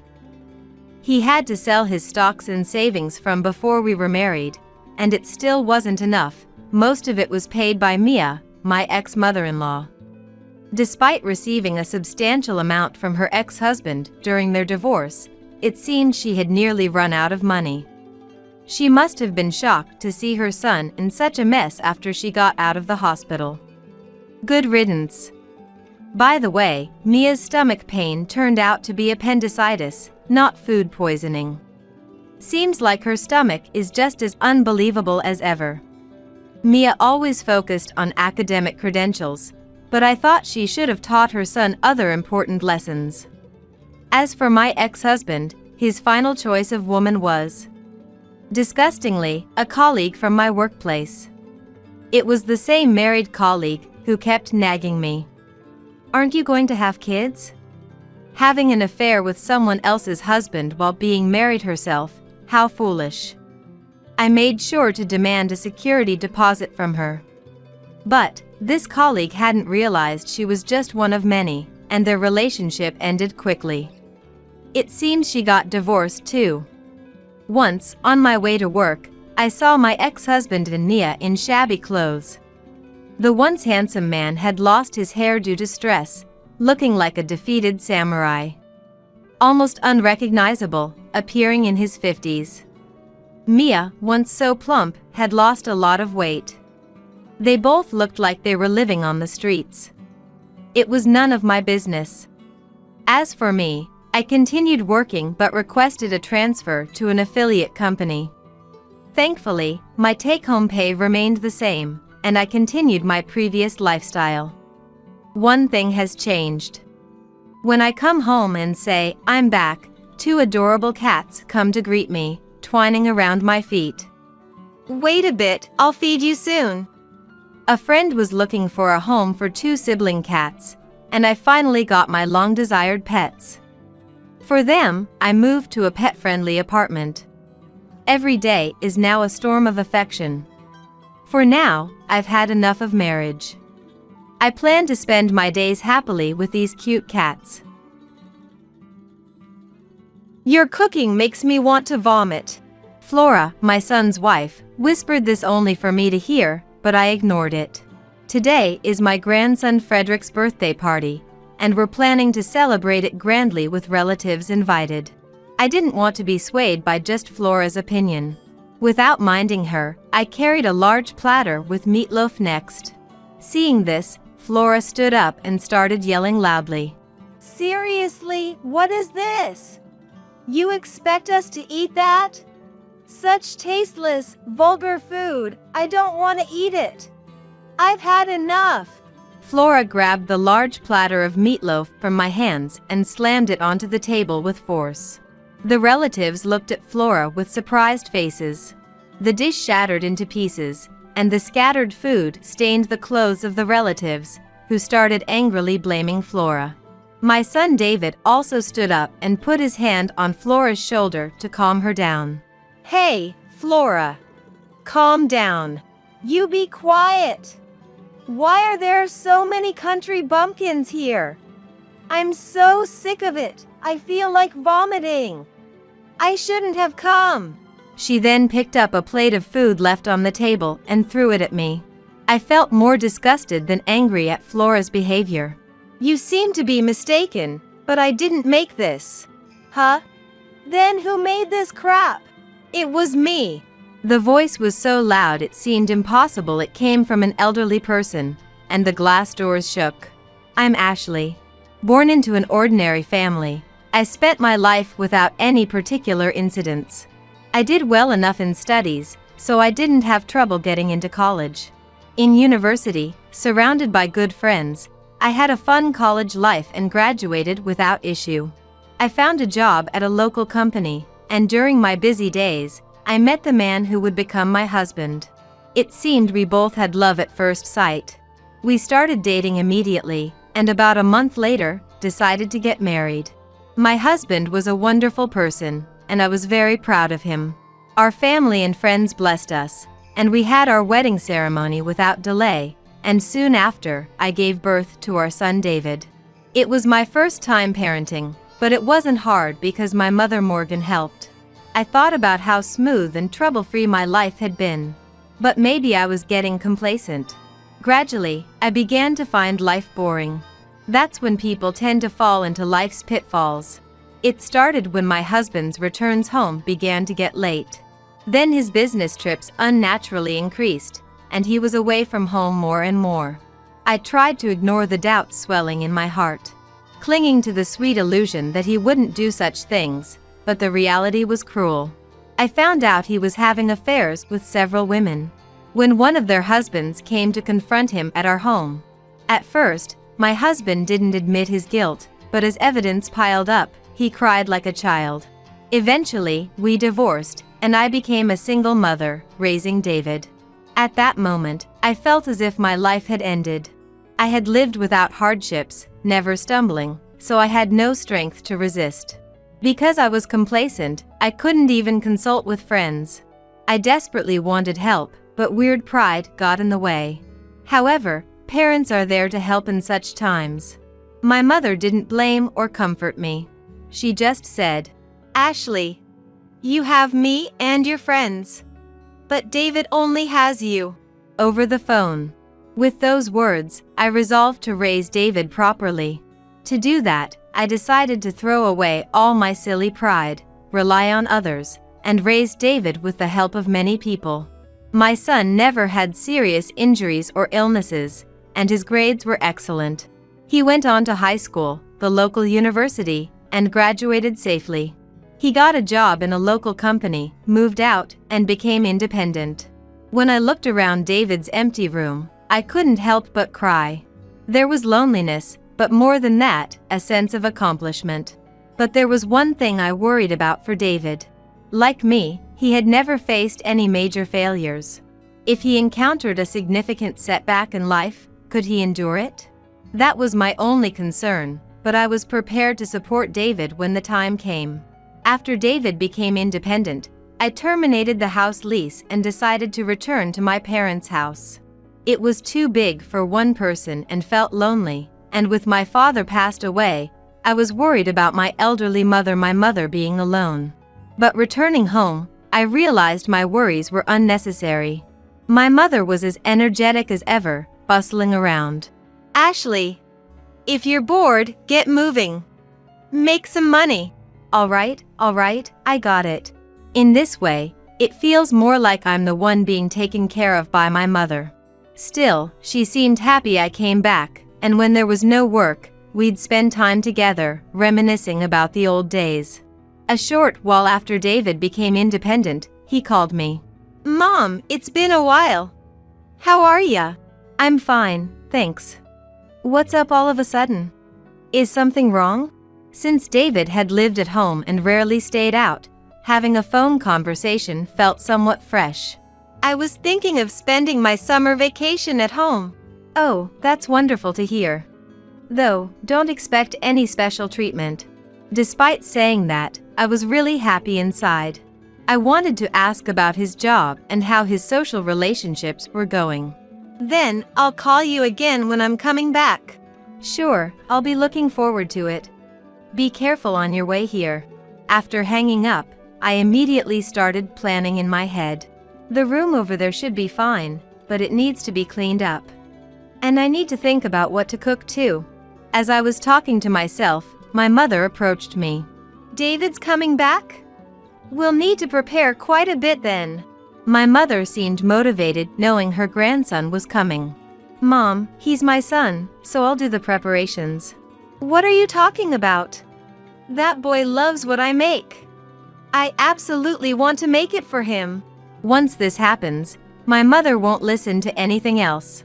We prepared the room so David could relax comfortably and went shopping for groceries. Having something to look forward to is a good thing. It makes the heart light, and somehow, the scenery around seems brighter. And finally, the summer vacation arrived. We went to pick up David from the station and headed home. Seeing David after a long time, he had matured, turning into a full-fledged man. My mother was waiting eagerly at home. We rejoiced at our reunion. The dining table was filled with dishes made by my mother and I. We talked and caught up while eating, and time flew by quickly. When the conversation settled down a bit, David, have you found someone nice? My mother suddenly asked. David blushed and looked down. Maybe he really had found someone. The thought made my heart race uncontrollably. David, don't tell me you really have. Yeah, actually, I've recently started dating someone. My mother and I were overjoyed and cheered loudly. The conversation then centered around his girlfriend.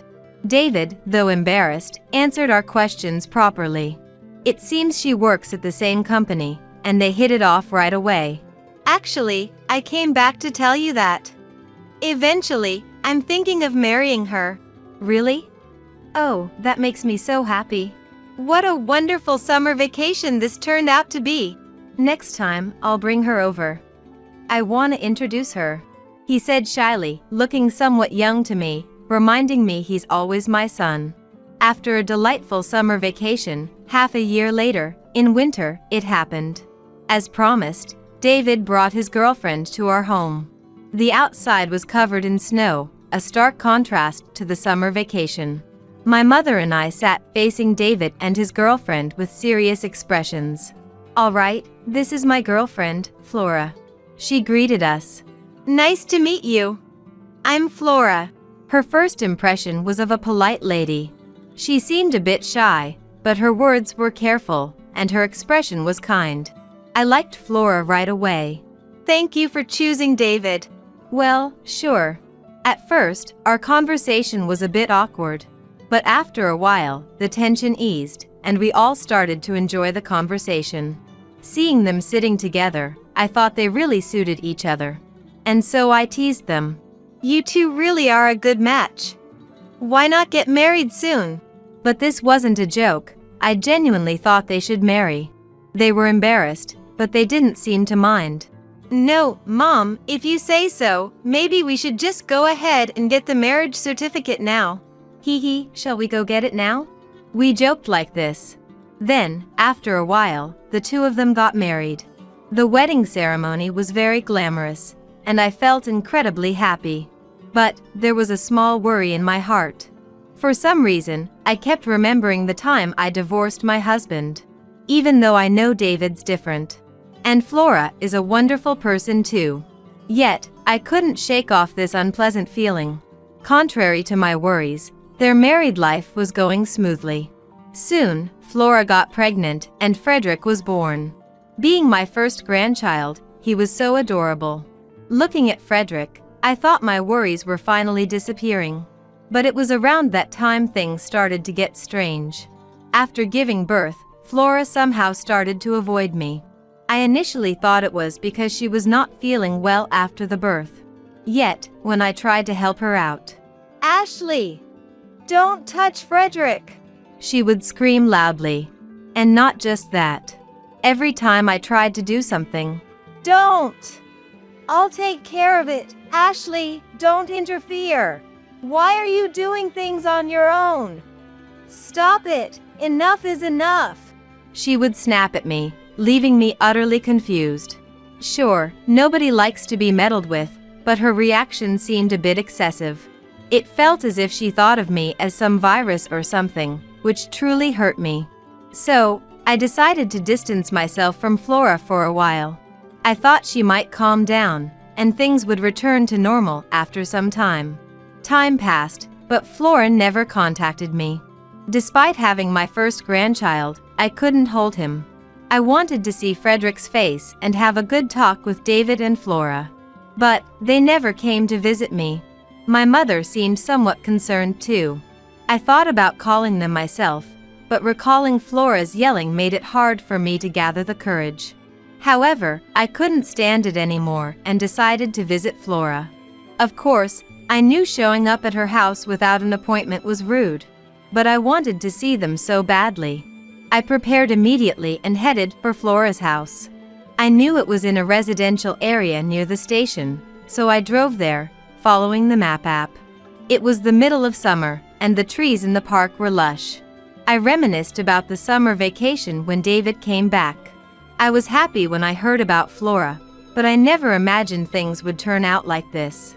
Thoughts of my husband flickered through my mind. Get out of my head already. Mumbling to myself, I kept driving. A few minutes later, I arrived at Flora's house. After parking my car in front, I walked towards her house. I could feel my heartbeat. And that's how nervous I was. I pressed the doorbell of Flora's house. After a while, Flora's voice came through the intercom. Who is it? Flora, it's me, Ashley. Sorry for showing up unannounced. I tried to speak gently, hoping not to upset Flora. But such consideration was wasted on Flora. As soon as she heard my voice, she became hostile. What? Why are you here? I was worried you might be having a hard time. Shut up! Who asked you to come? Leave! But I wanted to see Frederick's face, and… Shut up! Shut up! If you don't leave, I'll call the police. No matter what I said, Flora wouldn't listen. Fearing she would call the police, I had no choice but to leave. Walking back alone, I headed towards a nearby park. I wanted to see Frederick even for a moment, so I thought of calling Flora to persuade her. It was a hot time in summer, so the park was deserted. I sat on a bench in the shade and called Flora. Hello, Flora? What is it now? You are creepy. Please, I just want to talk. Shut up! There's nothing to talk about. Flora was hysterical as ever. I tried not to be overwhelmed by her voice, attempting to persuade her. I just want to spend a little time together. Give me a break. I'm so fed up. Let me tell you, I've hated you, Ashley, from the start.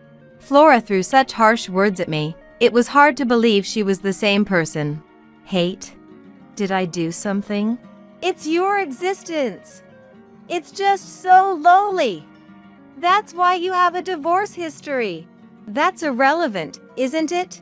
I was outraged, as her words were far too cruel. Even if you hate me, we're family since you married, aren't we? That's no way to talk. Family? Don't make me laugh. I didn't want to work, so I just wanted to get married quickly and be supported by a husband. It just happened to be David. Oh, stop it. Saying such things, you're the worst, you know? Shut up! Shut up! Don't you ever call me again. Go spend your remaining years in the countryside. With that, Flora hung up. I couldn't move for a while. Shocked by how terrible she was and angry at myself for not seeing through her, but it was too late for regrets. Feeling down, I left the park, got into my car, and drove home. I thought about contacting David, but I didn't want to burden him with unnecessary worries since he was busy with work. I asked my mother to listen to my complaints. However, I vented to my mother. Time will change things.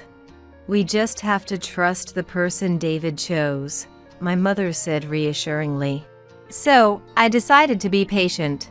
Time passed, and Frederick was about to turn 3. I called David. David? It's been a while. Mom, sorry I haven't been in touch. I've been really busy. It's okay. But I want to see Frederick too, and next month is his birthday, right? I'd love to celebrate it at our house. Frederick would love that. Let me see if I can arrange some time off. David was unaware of what had happened between me and Flora. So, he readily agreed to my suggestion. I could hear David and Flora talking in the background over the phone. She seemed reluctant to see me. But after some persuasion from David, it sounded like she agreed. Flora's okay with it. So, we'll come over next month. Great. I'm so happy. Can we invite the relatives too? Make it a big celebration? Of course. Sorry to trouble you. No trouble at all. I'll be looking forward to it. I was thrilled to finally see David and his family, so I immediately shared the news with my mother. So, they're coming back? Then I'll have to cook up a storm. My mother said, eager to get started. I enthusiastically contacted relatives to invite them to Frederick's birthday party. Time flew, and soon it was the day of the party. It was spring, and colorful flowers bloomed around our house. As relatives arrived, David's family did too. Frederick, now 3, walked in on his own. Frederick, nice to meet you. I'm your grandmother. I bent down to get a good look at Frederick's face. But he seemed frightened by the unfamiliar face and hid behind Flora. Oh dear, I'm sorry. That must have scared you. Don't worry. He'll get used to it soon. That's all right. You must be tired. Please, rest inside. David and his family headed to the entrance. All the relatives were smiling. Only Flora was glaring at me. It seemed our silent conflict was ongoing, but I tried not to mind. Especially since Frederick was so adorable. The living room had a large table set up for the gathering of relatives. I brought out the dishes my mother and I had prepared. Man, it's been a while since I've had Grandma and your cooking. I'm gonna eat a lot. Frederick looked curiously at the food. But Flora frowned and looked down. As I approached, she whispered so only I could hear. Just the thought of eating something you made makes me want to vomit. I was a bit angry, but chose to ignore her. I didn't want to be swayed by just Flora's opinion. Flora seemed even more upset than before for ignoring her, and with a louder voice, she said, I just don't feel like eating. Then, the relatives looked at Flora with puzzled expressions. Hey, don't say things like that. Are you tired or something? David also seemed to feel it was not good, trying to calm Flora down with a joke. Flora turned away with a sullen face. I didn't mind and carried over a large platter with meatloaf on it. Upon seeing this, Flora stood up and began to yell loudly. What is this? You expect me to eat that? The relatives looked at Flora in surprise. But she, paying no attention to them, shouted loudly. I don't want to eat such tasteless, vulgar food. I've had enough.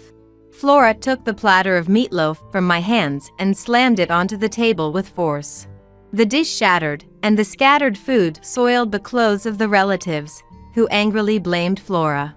David stood up, trying to calm Flora by placing his hand on her shoulder. However, she still glared at me. This is peasant food. It's not fit for humans to eat.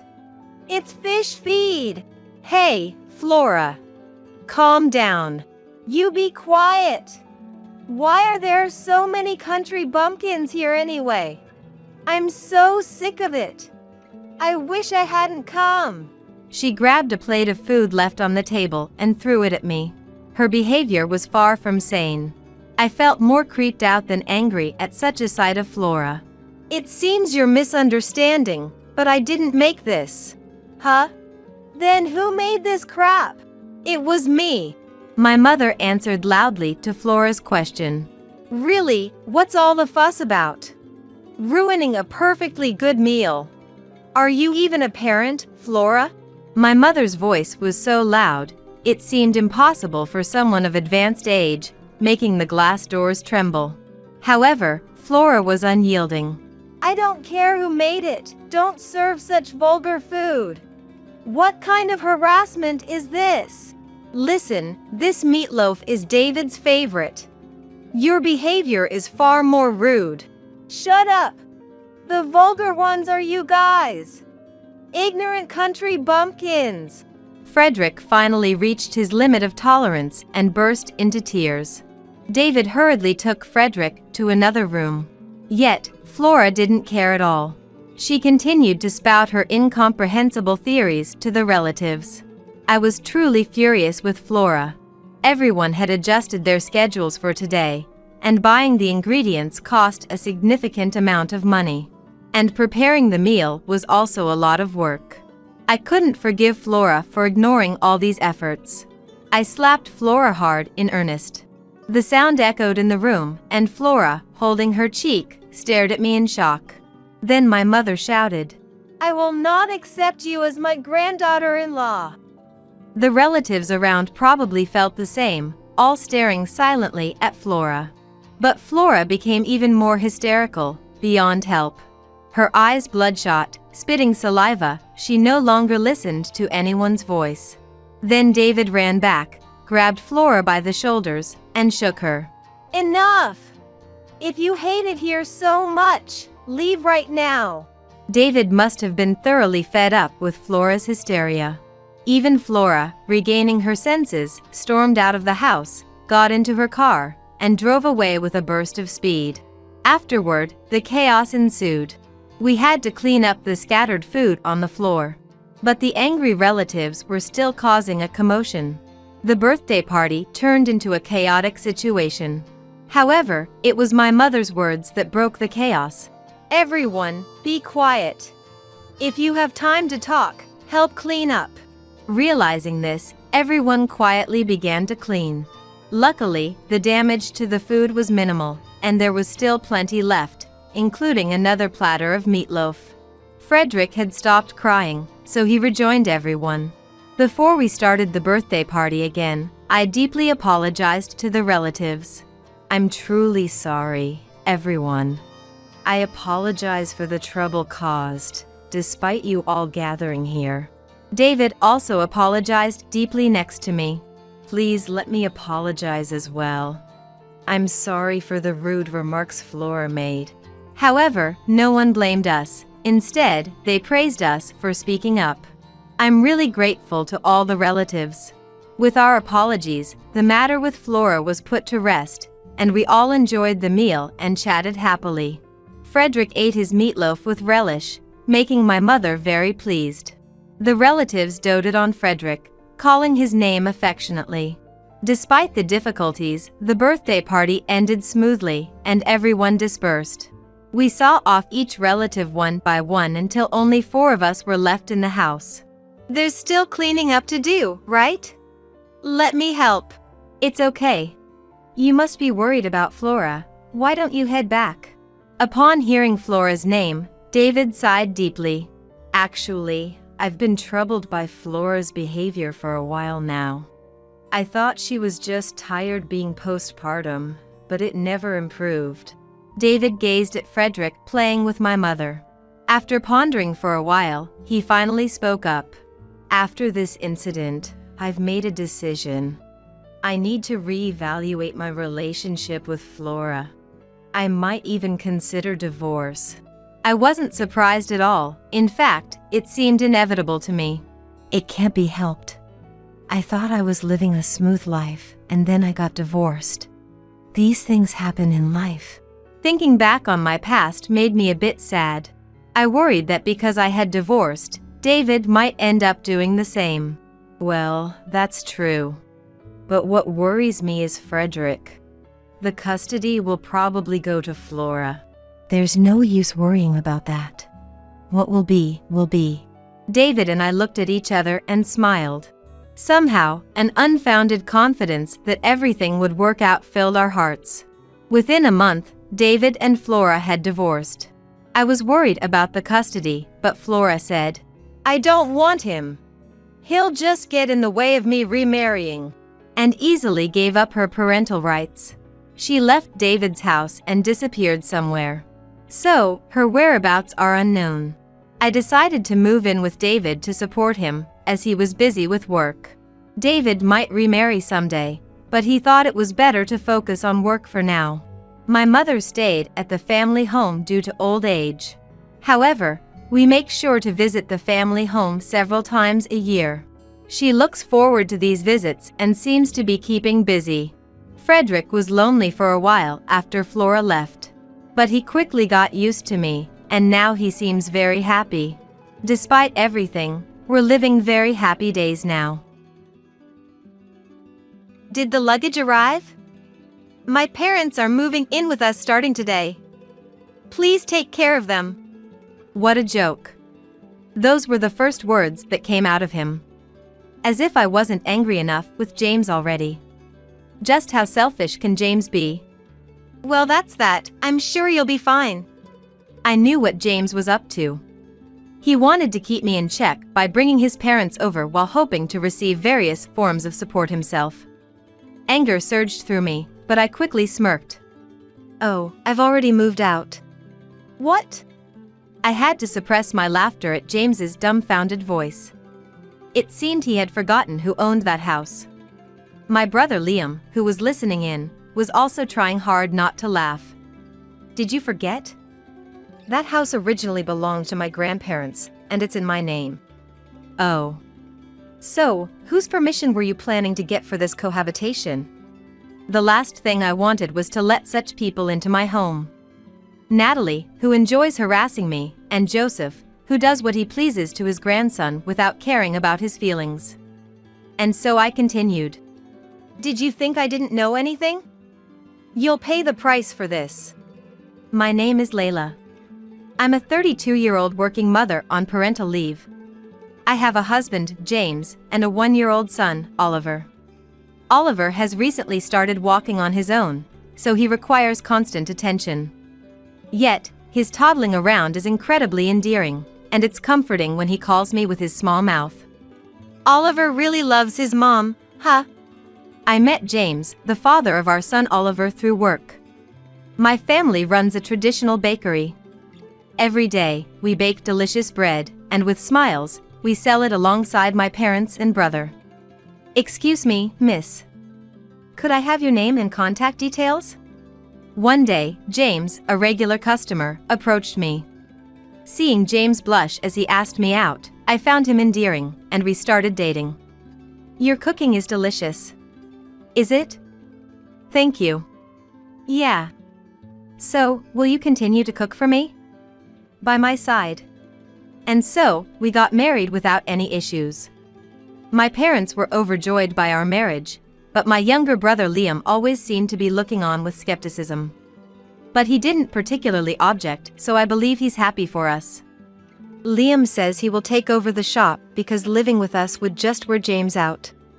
So with my father's suggestion, the three of us are living in my deceased grandparents' house. We plan to watch Oliver grow up together here. One day, I took Oliver shopping with me. Oliver was holding my hand and toddling as hard as he could. Oh, Oliver! We came together.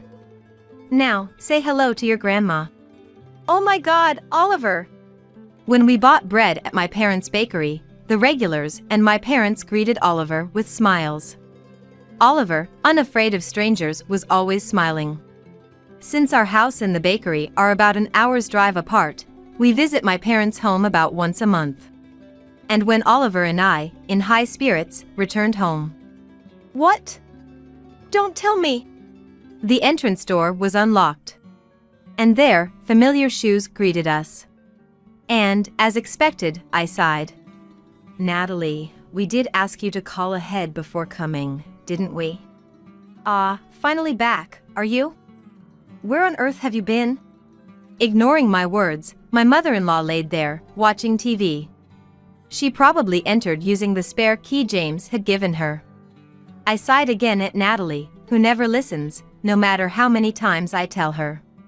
Come on, don't dawdle. Get on with the chores. I'll take care of Oliver. Saying so, she grabbed Oliver from me, telling me to clean up the mess from the snacks she had eaten. I wish she'd clean up after herself and not touch my son with her crumb-covered hands. But if I tell her so, it would result in her complaining, as if I'm dirty, and to Oliver, she would exaggerate and say, "What a scary mommy." Excuse me, Natalie. Please don't say weird things to Oliver. I retorted to Natalie and took sleepy Oliver to his room. Then, enduring Natalie's sarcastic remarks, I continued with the chores. Honestly, I wish I could just ignore Natalie, but if I take my eyes off her for even a moment, she would try to take Oliver and leave. "You're such a bore. I'll be leaving now." Saying so, Natalie left. Which was a relief for me, so I saw her out with a smile. Natalie can be such a handful. Muttering to myself, I finished the chores I had left midway. I understand Natalie wants to see Oliver, her only grandchild. But I really wish she would stop coming to our house every day, using the spare key to let herself in. Hey, could you please take the spare key away from Natalie? What? Why? After James came home, I talked to him about Natalie. James looked troubled even after hearing me out. I glared at James. If you don't take the spare key from Natalie, I'll change the locks. And I won't give you a key this time. Okay, all right. I'll take the spare key from Mom. Are you happy? Pressured by me, James reluctantly agreed. I thought this would make things a bit better. But I was about to be disappointed. I'm going to take the spare key from her, so could you come to my parents' house with me this weekend? James asked me. Reluctantly, but wanting to see the key taken away myself for the sake of my mind's peace, I agreed to go to my in-laws with Oliver. You're finally here. There's plenty of housework for you, so get moving. We'll take care of Oliver. As soon as we entered my in-laws' house, Oliver was taken by my in-laws, and I was burdened with chores. Glancing at James, he stubbornly avoided my gaze. James tricked me. He set me up. Despite feeling betrayed, the odds were 3-1 against me. Wanting to leave the dusty and dirty in-laws' house as soon as possible, I quickly got to work. While I was cleaning, I heard Oliver's loud cries. Oliver! What's wrong? Rushing over in a panic, I found Oliver crying and squirming in Joseph's arms, reaching out towards me. I quickly took Oliver from Joseph's grasp. What did you do to Oliver? Quiet down. We didn't do anything to him. Yeah, that's right. When I glared, James, who had turned practically invisible, explained what happened. Apparently, Joseph grabbed Oliver as he was trying to follow me and forcibly held him back. Despite Oliver's desire to come to me, Joseph was tossing him around as if they were just playing. That's why Oliver was bawling. That's the reason I rushed over. Oliver is such a crybaby for a boy. Exactly. It's because he's being raised by a bad mother. He should be with us. I can't leave Oliver in a place like this. Excuse us. I hugged Oliver tightly and stormed out of the in-laws' house. I shouldn't have trusted James's words. I'm sorry, Oliver. Once home, I put the worn-out Oliver to bed and vented to my mother about everything. James, who I left at his parents' house, didn't even bother to contact us. About an hour later, the doorbell rang. Sis, can I talk to you? Liam? What's up all of a sudden? Mom said to check on you. I brought this as a gift. There stood Liam, holding a loaf of bread from our family bakery. He offered to do the housework for me, saying I must be tired, and cheerfully took care of Oliver when he woke up, brightening both our moods. You're a lifesaver, Liam. It's nothing. We're family, after all. Mom also said you can come back home anytime. Hearing that, I felt a deep sense of relief knowing I had such a supportive family. James returned a few hours after Liam left. He had the nerve to come back after eating at his parents' house. I've been hurt by all of this, and Oliver too. I'm really sorry. But it's not like my parents meant any harm. Oliver was crying. He would show signs of remorse when I got angry. But it didn't seem sincere, and I couldn't trust him anymore. I was even starting to think about divorce. James, wake up. James? When I woke up in the morning, James was nowhere to be found. Instead, there was a note left behind. I'm heading to Los Angeles for a business trip starting today. Such things should be said in person. Well, it's less irritating without him here. And taking some distance might help us cool down. If he's not here, changing the locks shouldn't be a problem, right? This will give us some peace for a while, Oliver. Oliver, looking at me laughing, laughed too, even though he didn't understand the words. With him by my side, I didn't need James. That was what I was thinking. So, we started living separately for a while. It seemed he was on a long business trip and very busy, making it difficult for him to return. I really miss seeing Oliver. And I miss your cooking. The distance between us led to reconciliation, and we were reporting to each other via video call once a week. Meanwhile, there was no contact from Natalie.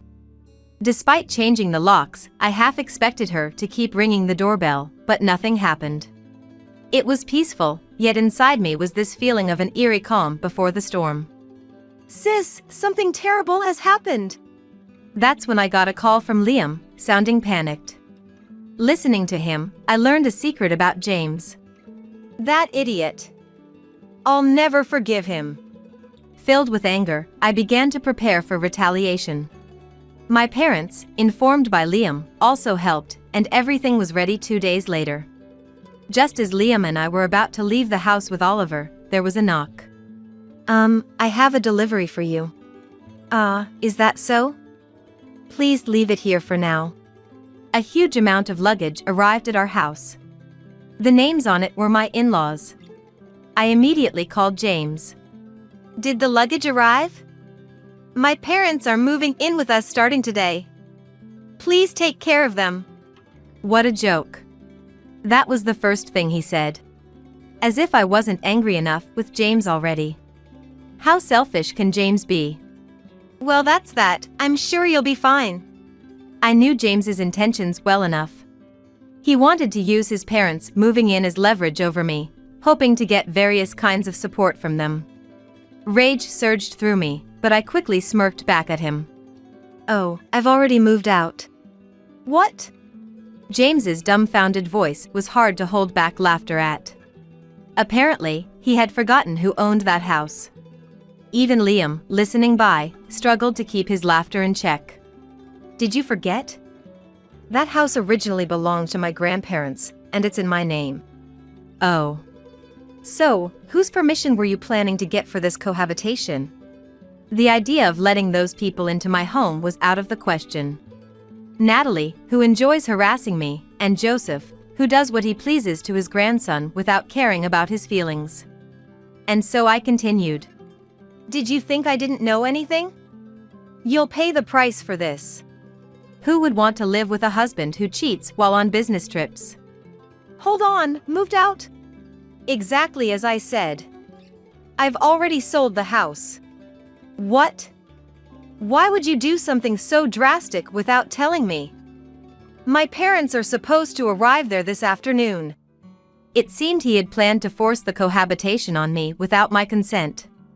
The reason Natalie hadn't dropped by unannounced recently must have been because she was busy packing for the move. I can only imagine how tough it must have been to clear out the cluttered in-laws' house. But that was none of my business. That's not my problem. Don't you dare joke with me. You're the one joking, aren't you? Your parents' belongings are in front of the entrance. Goodbye. With that, I hung up the phone. He tried calling back immediately, but I rejected the call and blocked all his contacts. Sorry for making you wait. It's fine. Let's go. I truly owed Liam. The revelation of James's affair came through him. Liam had spotted James arm in arm with an unfamiliar woman at Universal Studios in Los Angeles, where he had gone with his girlfriend, Emily. I hadn't seen James since the wedding, but I remembered him because he was a regular at the bakery. Liam managed to capture evidence of the affair and informed me. Then, with my parents' help, I quickly started making arrangements. Among the bakery's regulars was a private investigator who gathered further evidence. Through connections, a lawyer was introduced to me. A real estate friend of my father's quickly took action regarding the house. The house was renovated before you two moved in, making it very appealing. It's close to a school and within walking distance to a train station. So, it will sell high and it would be easy to find a buyer. True to his word, the house was sold quickly. And today was supposed to be the closing day, but instead, a massive amount of in-laws' belongings arrived. Welcome back, Layla. And you too, Oliver. Both of you, welcome home. You must be tired. Thanks to my parents' warm welcome, I let out a sigh of relief. I'm home. As I said it with a smile, Oliver too chirped in energetically. Everyone laughed in response. Now, all that's left is to fight back. Mama will do her best, so cheer for me, okay? To my words, Oliver showed his usual adorable smile. Ah, Layla. Are you the shop assistant today? That's right. Hope you buy a lot. Then, I started manning the storefront while taking care of Oliver. The regulars greeted me with smiles. Being back at the shop was a joyful time for me. It was thinking so to myself when James and the in-laws appeared. Layla. Layla. I stopped what I was doing, handed Oliver over to my mother, and confronted James and his parents. Let's not disturb the customers here, shall we step outside? I don't care about the other customers. Forget about them, how could you be so selfish? Oh, like going on a business trip and cheating is any better? My words caused the regulars to give James cold looks. Noticing that, James went silent for a moment, but he retorted back. We planned to live in that house, and we sold our home for it. Where do you expect us to live now? And according to James, it seems like Layla is the one who's been cheating. The in-laws started shouting that. I was taken aback by Joseph's words. Me, cheating? That's absolutely impossible. I am devoted solely to Oliver. What are you talking about? I've never cheated. Lies. A young man was seen leaving our house. A young man coming and going from that house, that could only be. Must be my younger brother, Liam. What? Your brother? Didn't I tell you? I have a younger brother. As we were talking, Liam appeared from the back. Seeing his face, James looked surprised. It's been since the wedding, James. What? That's really your brother? So? You thought I was cheating and without checking, and you cheated yourself? The business trip was real. However, he had met a woman there and developed a relationship. And without returning home, he chose to nurture his love instead. And then, you went into debt for her. What? At my words, the in-laws now turned their gaze sharply towards James. Meanwhile, James's face turned pale, wondering, how did you know? Unlike you, I did my investigation properly. Not satisfied with just our joint account money, you resorted to borrowing, right? Was it $20,000? When I checked the account after a long time, there were only a few dollars left, which was a shock. Basically, our living expenses were covered by the salary I had before going on maternity leave. That money was deposited into my personal account from before we were married, securely saved without being touched. For the joint account, we had agreed to deposit money regularly for Oliver's future expenses. But, this is too much. Shall we let others decide then? My house, inherited from my grandparents and in my name, where James decided on his own to move his parents in, while he indulged in affairs and debts. Me, angered by James, selling my house and moving back to my parents. Who's in the wrong here, huh? At my words, the regulars glared at James and his family. Realizing they were at a disadvantage, James and his family backed down. Could you please leave? With a smile, I said that, and James and his party hastily left the store. After successfully driving them away, I received applause from the regulars, making me blush and smile shyly. Later, for the affair and for storming into the bakery during business hours, causing a disturbance, I demanded compensation from James and his family. James, already burdened with debt from his affair, and his inherently irresponsible in-laws had no money. Thus, they had to sell whatever they could to come up with the money. Days later, James came back to me, saying, "I truly regret everything. Please help me." Saying this, James clung to me desperately. I sighed deeply at James. "Do you think I can trust your apologies?" "No, this time I really am." "Enough. If you keep pestering me, I'll call the police." James looked dejected at my words. I gave him a cold stare. "I know why you wanted to live with those two." James shivered at my words. The in-laws had always complained about their small house and wanted someone for housekeeping. Essentially, they wanted to live in that house with me being their housekeeper. James, always swayed by me, thought having his parents around would make me listen. If they managed to cohabit, he planned to use the saved money for his affair or debt repayment. He probably hoped they'd find my savings account from before I was single. Am I wrong? How do you know all that? Working in customer service means observing people. Plus, I married you because I loved you, even if you approached me first. If you love someone even once, you watch them closely, and living together, I've come to understand your way of thinking. James looked down. And then James, in anger, tried to hit me. Damn it! But his hand was stopped before it could reach me by someone who intervened. That's going too far. Liam glared sharply at James. Liam has been practicing martial arts since he was young, so he's in very good shape. James, gripped and glared at by my strong brother, completely lost his energy and slumped. Don't you ever show your face in front of my sister again! Shouted by Liam, James left with a pathetic sound. Thanks, Liam. Don't mention it. If anything happens, just let me know. I'll chase them away. Liam, saying this with a smile, seemed incredibly reliable. You used to be such a crybaby, always hiding behind me. Come on, stop it. I'm an adult now. And I have things to protect. Right. You definitely can't become like that man. Liam laughed at my words, of course. I knew he would protect Emily properly. Both of you, I need your help. Okay. Called by my mom, we returned to the store. After that, James, seemingly terrified of Liam, didn't show his face again.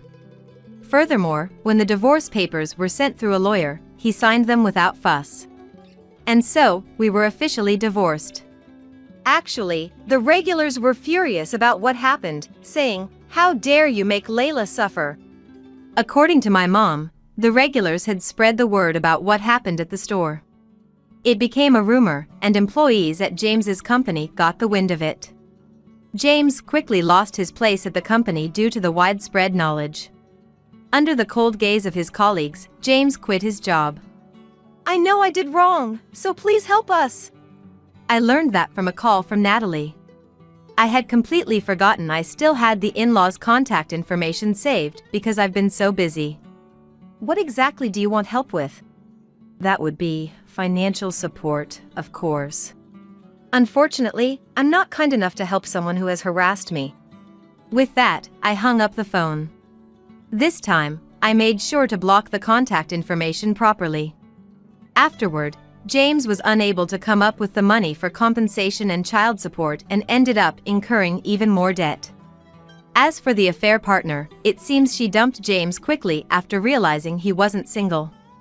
I heard rumors that the in-laws also had to take on debt and now work tirelessly from morning to night alongside James. Mommy. What's the matter, Oliver? On the other hand, we were living peacefully. We take turns looking after Oliver, enjoying our days with plenty of free time. And when I stand at the shop front, the regulars dote on me. Separating from James allowed us to find happiness. Let's play with Mama today. At my words, Oliver beamed with an angelic smile. Sometime later, our family grew. Liam's wife, Emily, came to live with us. Emily adores Oliver. I'm so happy to have this little guy as my nephew. With Emily, I think we can build a happy home. Liam said this with a smile. If someone who is as kind as James chose Emily to be his partner, I'm sure everything will be fine. If there's ever a problem, next time, I'll be the one to help. Since then, there's been no contact from James and his family. Thanks to that, we've been able to enjoy a very peaceful life. Alright, Mommy's going to do her best today, so you stay with Grandma, okay? From now on, the 5 of us will watch over Oliver's growth. And today, as always, I set out to make delicious bread with determination. Years later, our family grew even more. Liam and Emily got married and had a child. On top of that, someone who wanted to be with me appeared. If anyone tries to make Mommy cry, I'll protect her. Oliver has also grown and now says things cute like that. Together with Oliver, I will continue to run the bakery. Really, she should just hurry up and leave this world. She's such a nuisance. We, the married couple, said about our son's wife whom we disliked. Ever since she started living with us, she kept making snide remarks. Day after day of accumulated stress. I wondered if we had to continue living with her verbal abuse and harassment. Then, one day, for some reason, she gifted me a luxury car worth $50,000. I got it serviced, so it's ready to drive, LOL, she said. Having no interest in luxury cars, I decided to let our son use it. However, when our son returned home 5 hours later in the new car, he was furious at his wife. She was surprised and began to apologize, tears streaming down her face. I am Addison, 65 years old. I live with my husband Ivan, our son Jake, and his wife Betty. Ivan has been a construction worker for many years, and even after retiring, he still helps out occasionally. After graduating from college, Jake joined a top company and then incredibly started his own. It's a web-related company, but I don't know much about it. However, the business seems to be doing well as he often happily talks about his colleagues. Originally, Jake and Betty lived separately from us. But, concerned about us aging and living alone, he moved his company closer to our home. After becoming independent, they started living with us, but instead of a happy family, a major problem arose. Betty, our son's wife. She constantly found reasons to complain about me and Ivan. The bathroom is dirty. Ivan, don't use it, please. How dare you speak like that? But it's really dirty. It's just unhygienic. Ivan, having worked in construction, sweats due to the physical nature of his job. Even though he's over 65 and retired, there's a serious shortage of workers. So he helps out a bit. He often bathes first. But it always causes a conflict with Betty. Both Ivan and Betty are straightforward, so they never got along. Betty has been in a bad mood ever since she moved in with us. Born and raised in the city, she probably hated the idea of living a bit more rurally with us. What is this house? There are bugs. Well, of course, there are bugs. Unbelievable. I never had bugs when I lived in a condo. This is the worst. Get them out. Our house is a single-family home. Jake rebuilt it, so it's pretty nice, but somehow, spiders and other bugs get in. There seem to be other dissatisfactions, like the department store being far away. Addison, what is this meal? It's like something for the elderly. I can't eat this. Is that so? I'm sorry. Huh, this is really the worst. I'm ordering delivery. I don't need mine. Betty said this and began fiddling with her smartphone, her knees shaking. Her harsh words made me shrink back. Betty ate pasta and hamburgers she ordered for delivery. Our meals were more vegetable-heavy, but even that seemed to irritate her. Also, she never did any housework. I can't be bothered with chores. Addison, please take care of it. All right. I always felt like a housekeeper in my own home, uncomfortable. The strong-willed Betty really didn't get along with Ivan. Ivan is also strong-willed and blunt, so they were always arguing. Ivan, don't just sit on the sofa when you get home. Huh? Why do I have to listen to you? Because you've been working and sweating all day, right? It's dirty.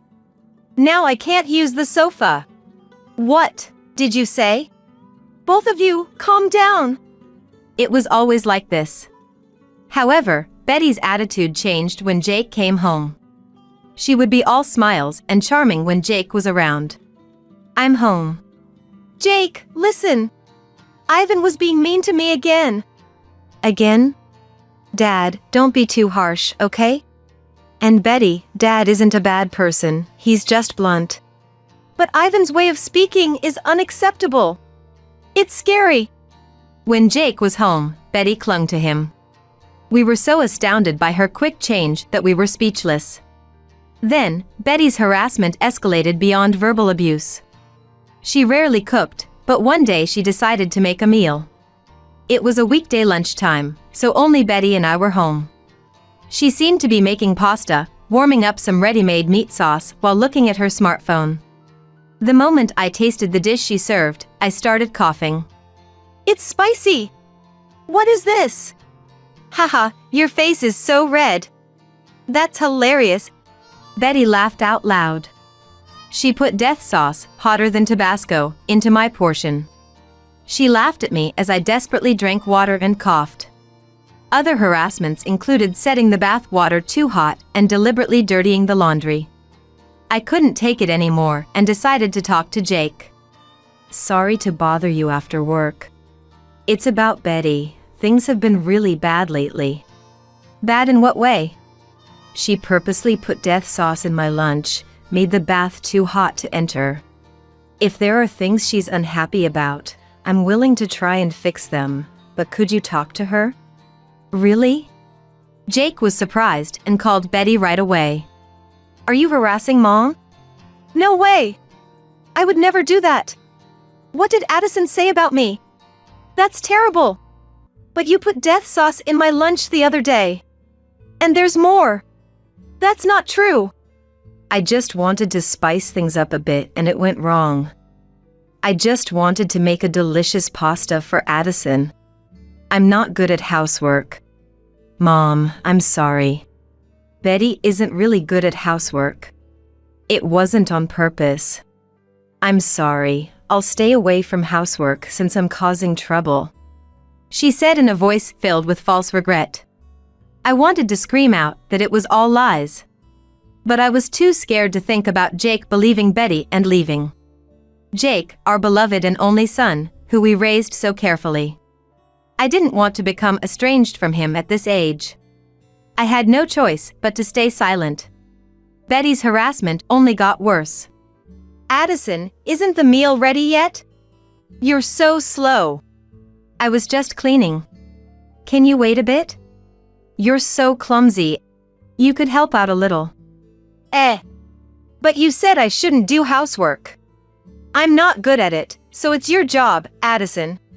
Oh, and since the weather is nice today, please wash our room's sheets and pillow covers. She laughed heartily.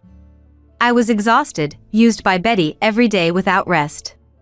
Ivan was worried, but I had given up and said nothing. Then, one day, something happened. Betty came to me with a pleased look. Addison, as a thank you for always taking care of me, please accept this gift. She handed me car keys. This car cost $50,000. It's been serviced and is ready to drive. The dealer had driven it over, and a luxury car was parked in front of the house. Why all of a sudden? I thought you could use a new one since your car is old. Indeed, my car is getting old, but... You're happy, right? Thank you. Confused, I nodded at the pleased Betty. Satisfied with my reaction, Betty returned to her room. I didn't really need the luxury car. I decided to offer it to Jake and take his car, and talk to him that night. Betty gave me this car as a thank you, but I don't need a luxury car. You use it. Really? Thank you. I'll try it out tomorrow. Jake smiled happily. The next day, Jake went fishing in the new car. I was doing housework as usual, spending some quiet time with Ivan. Then Jake came home. But something was off, and he was slamming the door roughly. Ivan and I exchanged puzzled looks as an angry Jake entered the living room. Mom, you got that car from Betty, right? Yes. It was suddenly delivered to our house yesterday. Is something wrong? Did you touch it? Of course not. It's a luxury car, so I thought it's best not to touch anything. Is that so? Betty! After hearing my response, Jake called out loudly for Betty. Betty hurried down from her room on the second floor. Jake, welcome back. What's up? Did you do something to the car you gifted Mom? What? What do you mean? I drove it today, and the engine oil was completely empty. What? You drove it? I was shocked at Jake's words and covered my mouth with my hand. I was stunned to have given Jake a car with such a defect. Jake looked at Betty with a troubled expression. It's like you wanted Mom to drive a car without oil. No way! I just wanted to give it as a thank you gift. Today, I planned to go see fishing and drove 2 hours to the spot. But the car made strange noises and even started to smell burnt, so I took it to the dealer, and they said there was no engine oil. Really? I can't believe there was a defect. Maybe the dealer forgot to put it in? I thought so too, but something strange happened. There was no warning light. Normally, when the engine oil runs out, a warning light should come on, but it didn't light up at all. What?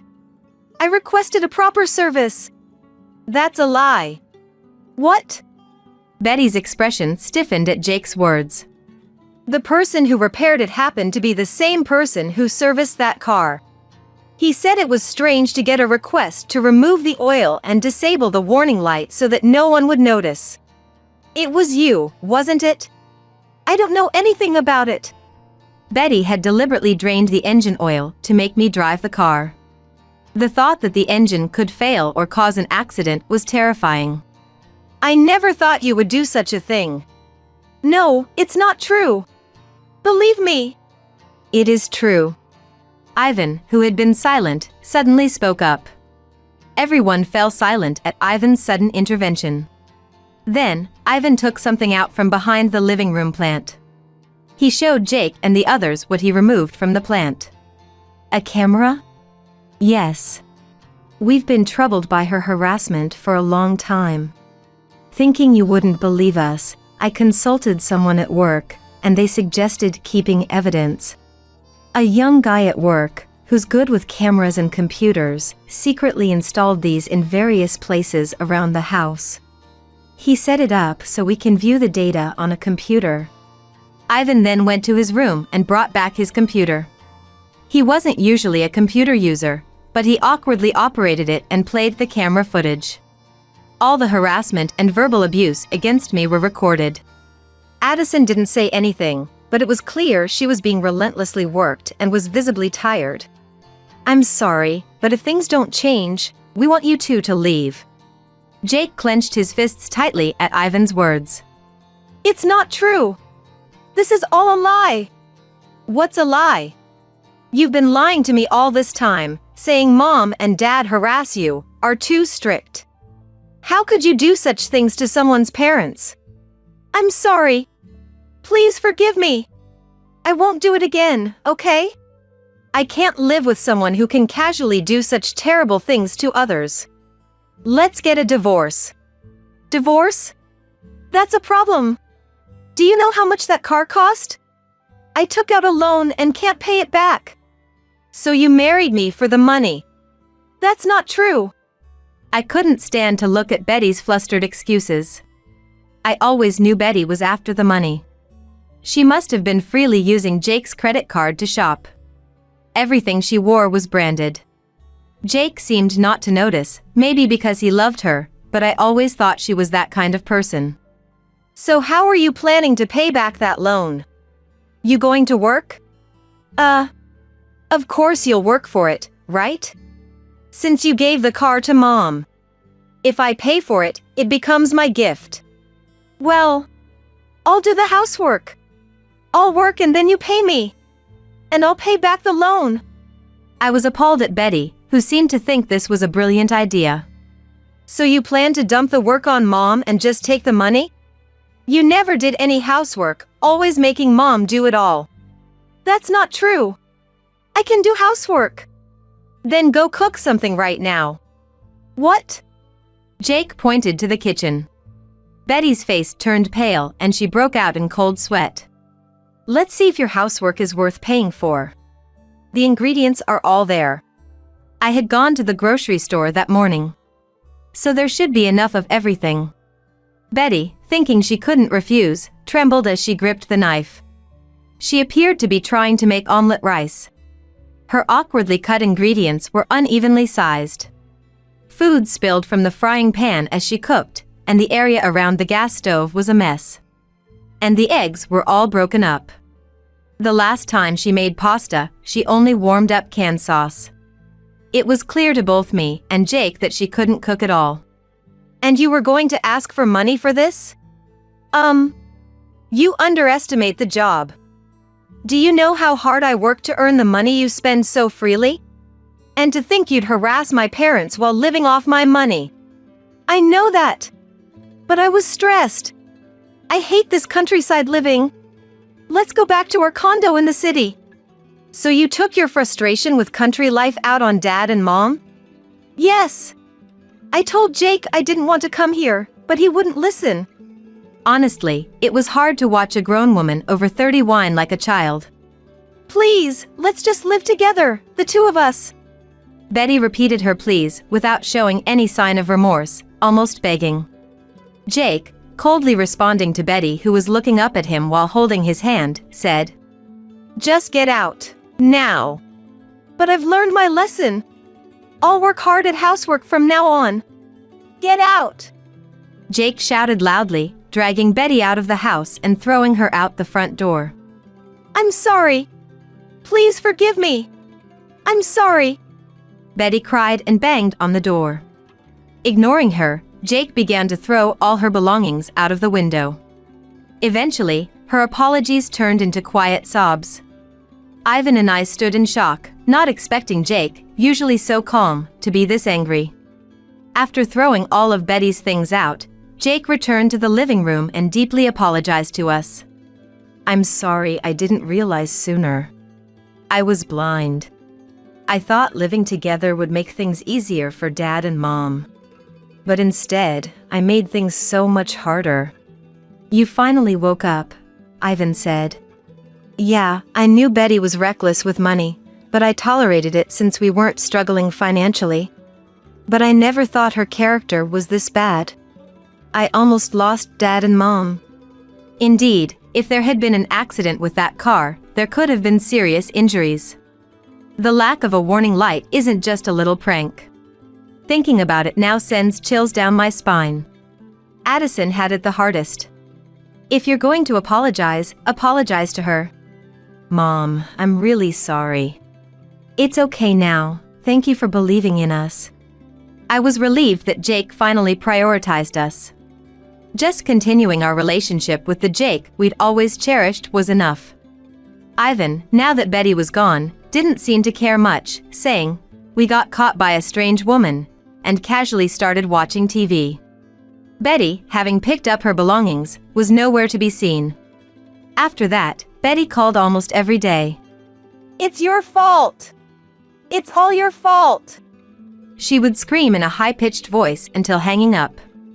When Ivan answered, she would just shout, but she seemed to cry and apologize when Jake picked up. The harassment wasn't just through phone calls. Garbage and dead rats started appearing at our front door. "What's all this?" "Let's get evidence first," Ivan said. He took photos with his mobile phone and cleaned up the mess, putting the carcasses in a plastic bag. There's no way such bold harassment would go unnoticed. It seemed Jake and our neighbors had noticed too. A neighbor friend called, worried about a strange woman lurking around our house. After asking Ivan's construction company to install security cameras, we caught the entire act on video. Seeing this, Jake sighed. Then the next day, Jake went to the police and filed a report. Eventually, Betty was charged with multiple crimes, including threats and obstruction of business. The recorded phone calls and the garbage left at our front door served as evidence. She also caused trouble by showing up every day at Jake's company to apologize. Such a selfish person. Her selfishness led to more fines, increasing her debts. After that, she apparently sold her branded bags and clothes to scrape by.